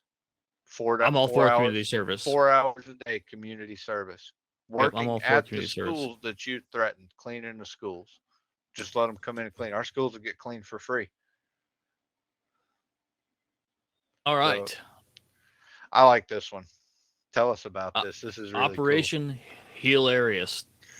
Robin Johnson, a retired Army Lieutenant Colonel, starring of both BMB, which is the Best Medicine Brigade, and Operation Hilarious, after she found healing through comedy. Johnson, a member of the American Legion Post 166 in Goose Creek, South Carolina, said she struggled with her transition out of the military. Quote, I didn't have a very good coping skills or a plan at the time, end quote. She admitted this in a Q&A with the American Legion. It was during COVID, so I felt very alone, and I found a comedy boot camp class that really cheered me up. I thought, well, if this can do it for me, it can do it for other people. So now we're going to heal every single veteran we can with humor. We need to get her on the show. I'll reach out to the Legion, or if you want to reach out to your Legion, use your Legion post. Let's see if we can contact our Legion post and see if they'll put her in touch with us. I'd love to have her That'd on be the show. cool. That'd be cool as heck. Yep. She could tell us some jokes and then tell us the story behind her thing. Yeah, for sure. This next piece, you put this in here. I'm going to let you cover this too, because I'm reading it and it's interesting as heck. I did not know this. I don't even know how I found it. I had seen, so the picture of the 2 buttons that are there, I had seen that picture, and it's like, these are off an Australian uniform, and they were used as a compass by such and such prisoner of war in such and such camp, right? So the topic, I guess the title I labeled this section is they had radioluminescent escape and evasion buttons and compass razor blades. Yep, I know. they did. I did not know that. I mean, that's pretty good technology for back then. Heck yeah. So if you guys are following along, the 2 buttons, the one on the right has a spike in the middle of it, and the one on the left, on the underside of it, has an indentation that spike fits into. And the top one then balances on the bottom one with little to no resistance for spinning. So when they're stacked, the top one is free to spin, right? The dots are magnets built into the button, so it could be used as a compass, the white dots indicating north. And then underneath that is the razor blade. This razor blade was a magnetic needle. It had to be laid on the surface of a liquid, like water in a glass. The surface tension would keep it afloat, even though it's heavier than water, but would allow the razor blade to spin around so that the arrows pointed north. Those are both, the razor blades were World War II Navy issue, and the 2 buttons were, like I said, those were off an Australian World War II uniform. They made hidden compasses in belt buckles, watches, pencil clips, fountain pens, and more. They're like literally the clip on your pen.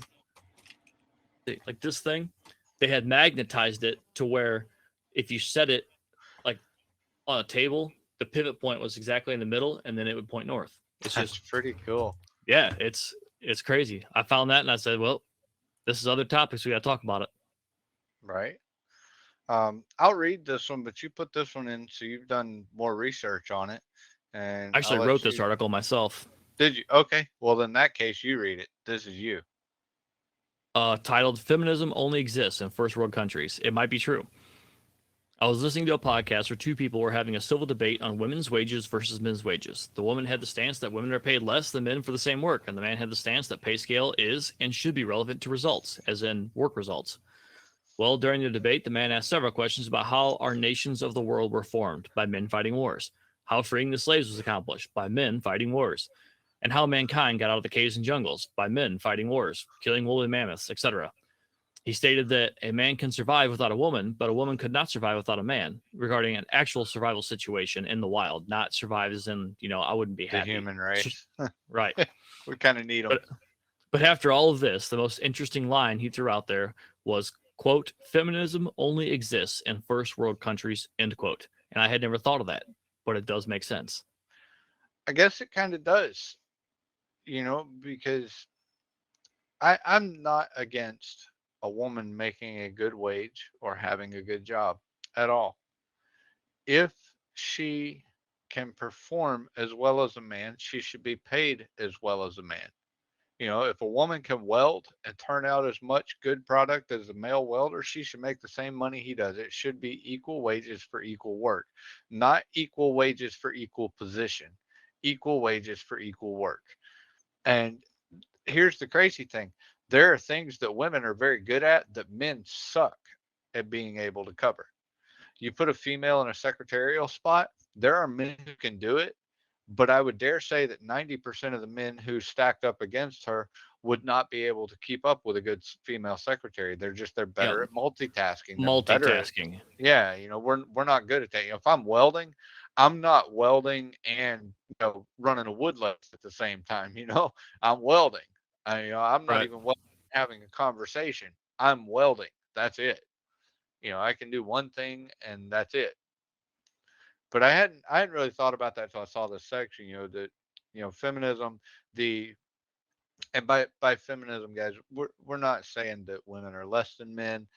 I can We're just define feminism different. for you. Feminism is defined as the advocacy of women's rights on the basis of the equality of the sexes.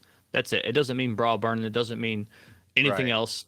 It just means the interest for human rights. Women and men are the same. That's it. You're right, meat. I do a little more grinding, but it comes out looking pretty good. I And can't then really hear what you're saying. You're just mouthing stuff to me. Okay. Thank you. I like Hold on. this next section, Love and you. you wrote this as well. Do you mind if I read this? Go ahead. This Hold on. I'm this not done with the is feminism thing yet. She Oh, interrupted okay. me. See? I'm going to start locking my dang doors. Man, them feminists just get to you, don't they? Yeah, I'm going to kick her in the head. No, I'm kidding. Wouldn't do that ever. But, She'll break you. But yeah, so in let's say even in modern times, right? A country that's not a first world country, say Afghanistan. Do you think the women of Afghanistan are worried about their wages? The answer is no, because they're not allowed to work. They're not allowed to vote. They're not allowed to sit in the front seat of a car. They're not allowed to drive, right? So the feminism is not even on their mind. What about the tribal women of the Congo? Do you think they're worried about if they get paid as much as a man? Nope. They're probably not even getting paid, right? They're not. No one's even making money there. Everybody's just trying to survive, and that's what I took from this guy's line. That I don't know what he actually meant. Like I don't know who the dude was. I don't even know who the gal was arguing with him. But I was just listening to the conversation, and when he said that, I was like, dang, that I bet in France women are worried about how much they get paid. I bet in England they are. America they sure are. But what about Kyrgyzstan? Makes Right. sense. Yeah, because they're more worried about survival. Right. That's what I'm. You know. Yep. I think that's what I took out of it. Yeah, I agree. This next section I found very interesting because this is something you and I most certainly agree on. Patriotic Veteran wrote this, said it's better to teach our children to be strong than to ask our neighbors to teach theirs to be weak. And that is a quote by Patriotic Veteran. I came up with this quote when my daughter was having a birthday party at school. We had made some homemade cookies, peanut butter ones, and chocolate chip ones. She came home from school with all of the cookies we had made, and I was shocked. She told me that they apparently weren't allowed to bring home cooked food in for parties and also weren't allowed to bring in peanut products in case they had an allergy. Dumbfounded and shocked, I realized that I'm surrounded by soft people. You're not wrong. And I get saying if you bring something with peanuts, make sure that it's marked. Let me, how old was your daughter at that point? This would have been, let's see, I think her 10th birthday. Okay, at 10 years old, you know if you're allergic to something. You'd think, wouldn't you? If you're allergic to peanuts, you know that by 10 because you've tried a peanut butter and jelly sandwich at some point in your life and Right, swelled up right. and went to the hospital. So mark it and then tell the kid that's got an allergy, don't freaking touch that. It'll kill you. The school has a list of allergies on every student. Uh, Correct me if I'm wrong, but that's on the questionnaire. Is your child allergic to? And, or check mark anything that they're allergic to. Do they have any of these health conditions? But man, what happened to community where we brought home cooked food to school? Man, I can remember bringing lunch to school and trading with the people next to me because I had the chips that they wanted. They had the apple or orange that I wanted. You home cooked chips? Well, I mean, my I'm mom just would make busting balls. sandwiches, or I'd bring, like one of the things that I carry when I brown bag is chicken pot pie. Even to this day, if we make chicken pot pie and I have some left over and I'm not planning on sitting down in front of the TV and eating it late at night, which typically is what actually happens to it, but I will stick it in a container and I will take it to work. Or when I was in school, I would take it to school and I would eat it cold. I love cold chicken pot pie. And so, I would trade off food with the people around me, and we didn't care. If somebody was allergic to something, we knew that, and we didn't give them something that we knew had something in it that they were allergic to. And if you found out somebody was allergic to something with trial by fire, then so be it. You stuck them with an EpiPen and sent them to the hospital, and they lived. And they've got all of that at school. They've got a school nurse that's full time, that's Oh yeah, professionally trained, that has EpiPens, that has Benadryl and all the stuff, right? And guess right. what? They have a phone. They can call 911 and get an ambulance there immediately. Like, and I'm not saying that we're talking about a super small percentage of chance, right? Right. Like, Meat what are the Shield brings up an interesting point too, which is a fair point. Most people's peanut allergy is serious, and that's true. And most people that are allergic to peanuts, it is a quick, fast, and violent reaction. And it's a situation and health issue because you don't know how others live. That is also true. But let me tell you something. The kids in nope, that class know not how buying it. others live. They know what kind of person the other student is when they bring food in because there were kids that I would not take food from at 10 years old in school because I knew what kind of person they were. If we lived by that rule, we wouldn't have any sports. Because there's a dirty kid in my school. Well, guess what? They still went to wrestling together. They're still rubbing all over each other's bodies, banging heads together, We knocking still lice off each other. Like, we that's worry part about of our life, kids at school, but we take them to McDonald's afterwards. right? You can't You know, you can't use that somebody might not live up to your standards as an excuse not to do anything. We all just stay at home all the time. Obviously, when you leave I your get house, it. there's a chance you're going to get exposed to a germ, and that's He- okay. Health and sanitation is an issue. I get it, but you're less likely to get sick from somebody at school than you are eating at your local fast food restaurant. You don't believe me? Stick a security camera up in one and watch it. I know And as what far goes as on in a restaurant. the peanut allergies being serious, right? But what fifth grader doesn't know that they're allergic to peanuts? Like Cowboy said, who hasn't had a peanut butter and jelly sandwich? Like, that kid already, if he's going to have a violent reaction, he's already had it. He already knows. And just because I cooked peanut butter cookies on a cookie sheet or a chocolate chip cookies that 6 months ago I cooked peanut butter cookies on, that doesn't mean that I can't use it anymore. Like, that's what I'm saying is, don't ask my kids to be soft because yours are, basically. Right. It, If you don't want your and kid to eat other people's food, then send them to school with a note on days that they have parties that don't, they can only have such and such. right, Then but my point is, don't, when I say because you're soft, don't make me try to be soft. I'm not talking about the actual allergy. I understand people have allergies to peanut Right. butter or peanuts, but one of my best friends has an allergy to ketchup. You know how terrible that must be? I eat a gallon of ketchup a week. But my point is that don't tell me my kid can't celebrate her birthday because your kid might get his feelings hurt because he can't eat cookies that day like everybody else in his class. You know what? He has an allergy. Suck it up. The world sucks. Like, you're not going to have cookies that day. We made 2 different batches, but they wouldn't even let us bring any cookies in. Right. Because someone might, maybe, be offended. Not Some cool. people can't be in the room with peanut butter. I haven't heard of one that serious. I suppose it's possible. Do you think that But person if that's the case, would, then there's not a restaurant in the world they can go into except a vegan one that doesn't serve peanut butter. right? And do you think that person that can't go in the same room as peanut butter knows that they can't? They probably know. That's my point. In which case, it's in this physical for the school, because every kid has to get a medical examination to go to school these days. They know their allergies. Yeah, I mean, there's. Oops, I hit the wrong button. Where is the? There it is. What'd you do? I just moved some words around under House Resolution 300. I fixed it. There's an undo button.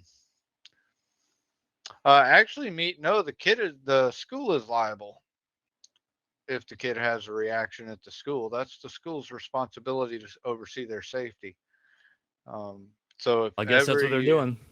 If By ever not you letting end my daughter up, have a birthday party. yeah, if ever you end up with the school telling you you're liable for another student, you need to get a lawyer immediately, because that is not the case. The school is liable from the moment your child gets on the bus until the moment they get home. The school is liable for your child's well-being. It's crazy too, though. Think like, so that I talked to the school and they're like, well, if you want to, buy packaged cookies from Walmart or whatever, then you can bring them in. That's fine. How many times, just last year, Jif peanut butter came out with a thing that says, hey, we messed up. Don't buy our 10 peanut butter. 10 million bottles of peanut butter. So if you got this number, and I think I texted Meat Shield and sent him that, and he had a bottle. Somebody I know I did. But even professional manufacturers can mess up their food, is my point. Romaine lettuce out of California. What wasn't Ebola? What was it that it had? Botulism. Major botulism problem with a huge portion of the romaine lettuce that was being distributed all over the U.S. Taco Bell with their green onions. Yeah. They had to discontinue green onions like I said, in when 3/4 of Taco Bell's. Health, you take a bigger risk going to Taco Bell or McDonald's than you do sharing food with somebody at school. You're way more likely to get something that's unhealthy for you there. And honestly, we probably all have at some point, but we're healthy enough that our bodies fight it off. We don't even know we picked something up, and it's gone before we even know.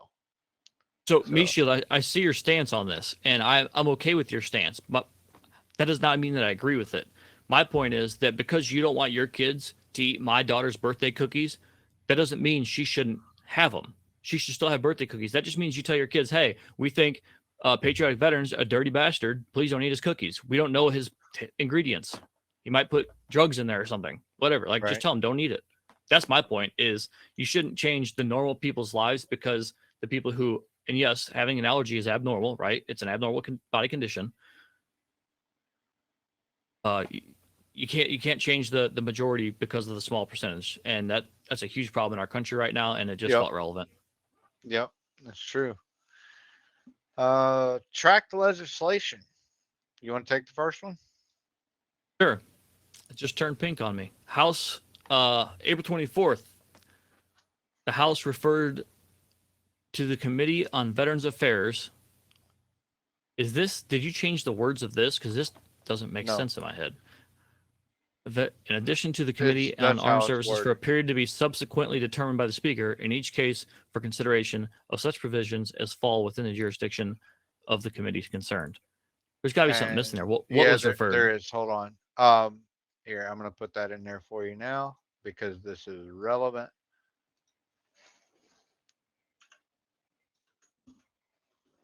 There's the information. Oh, okay. House Resolution 2809, which was introduced to authorize an electronic health record modernization program of the Department of Veterans Affairs and increase oversight and accountability of the program to better serve veterans, medical professionals of the department, and taxpayers, and for other purposes. That resolution has now been referred to the Committee on Veterans Affairs and the Committee on Armed Services. And House Resolution 300, April 17th, 2023, the House referred this to the House Committee on Foreign Affairs, and this requests the President and directs the Secretary of Defense to transmit respectively to the House of Representatives copies of all documents indicating any plans for current or future military assistance to Ukraine and documents indicating whether any United States armed forces, including special operations forces, are currently deployed in Ukraine. So the House is demanding to know exactly what our military involvement in Ukraine is now and what it will be in the future. They want to know. I hope And they I throw think that request in the garbage. I doubt that they're going to get the information. No, under no circumstances should a politician be fed special operations agendas. Right. No.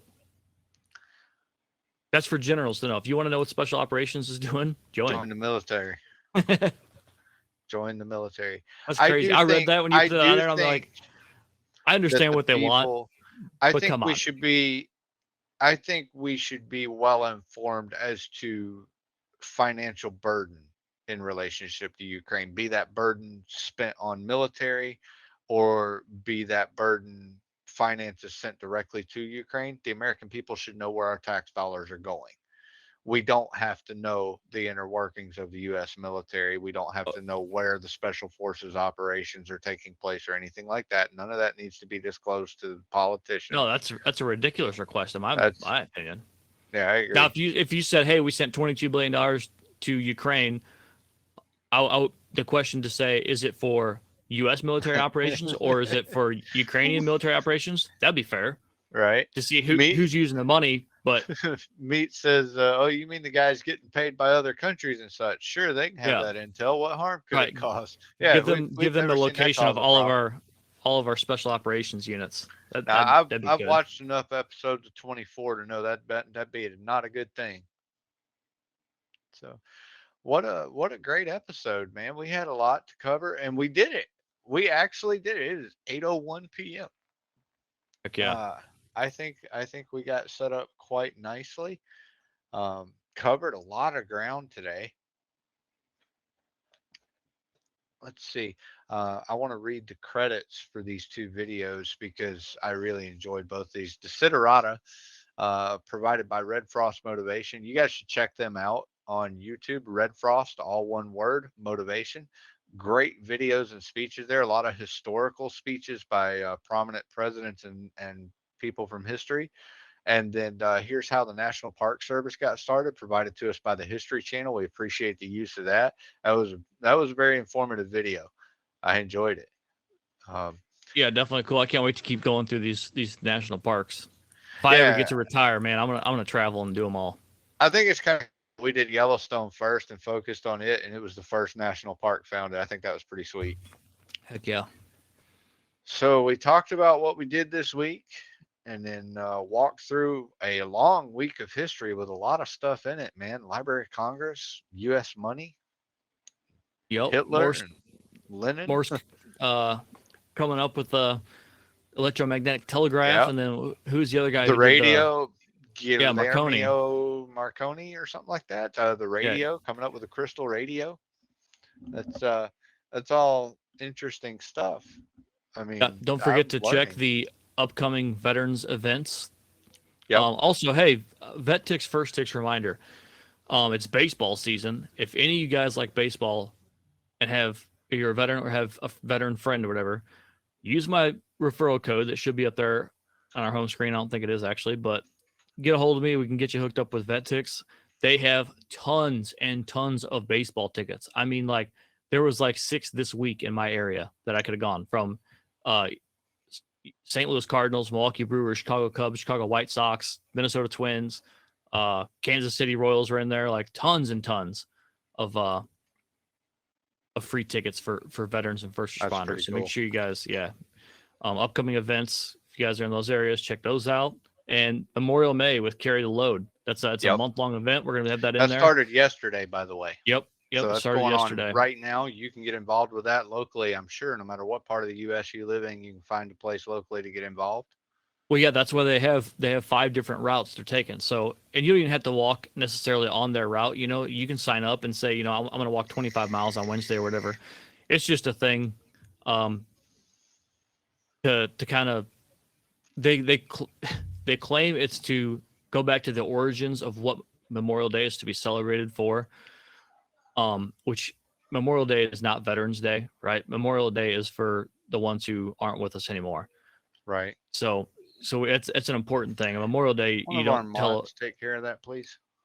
you know pretty generally it's not a happy day. We don't have a happy Memorial Day. It's more than barbecuing and boating on weekends. So just try to keep that in mind. But that's what this carry the load is trying to do is bring attention to the fact that we need to celebrate Memorial Day appropriately and know what it's for. Yep. Good stuff. Veteran, Big shout out to Veteran Chris, Spotlight. Yep, that was Bosun's decent. mate. That was a good spotlight from Vietnam veteran. We went over the judicial power and the Constitution, and then we covered several stories in the news. Yep, got a couple including of some commanders getting in trouble. deviancy in the military. No Go doubt figure. about it. Homelessness rates are dropping in Seattle, according to Seattle, anyways. Maybe not in Seattle, but and law enforcement dealing with fatigue and unrest due to swatting calls. Upsetting story there. Not a good one. radioluminescent escape and evasion buttons sewn Oh, into Allied uniforms during World War II, and also the Navy issued razor blades that could yep. be used as compass needles. Operation Hilarious. Oh, yep. That From was a Robin good Johnson. one. Yep. And then feminism only exists in first world countries, brought to you straight from Patriotic Veteran. Well, I stole that from somebody else, but yeah, I pretty much typed that up in my own opinion, I guess, kind of like a recollection of events.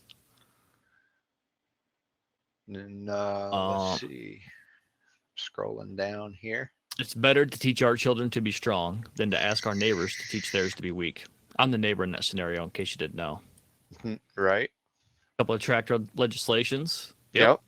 Those you know, were... RedFrost Motivation has a lot of good videos, man. I'm glad we got permission to use some of their stuff. That's... Yeah. Yep.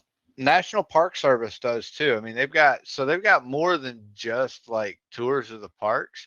They've got interviews with park rangers and stuff like that. So we might get some of those and put those up in the show as we go through and learn, because they'll talk about specific areas of the park or specific areas of the ecosystem that they personally oversee.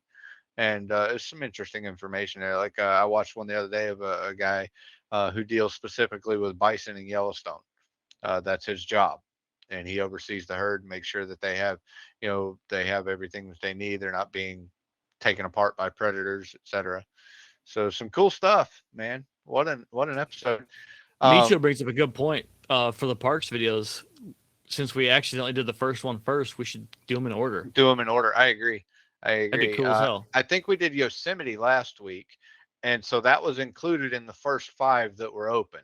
Yellowstone and Yosemite. So I'll find out what the others are, and we'll find videos on them for the upcoming weeks. I think that's a good idea.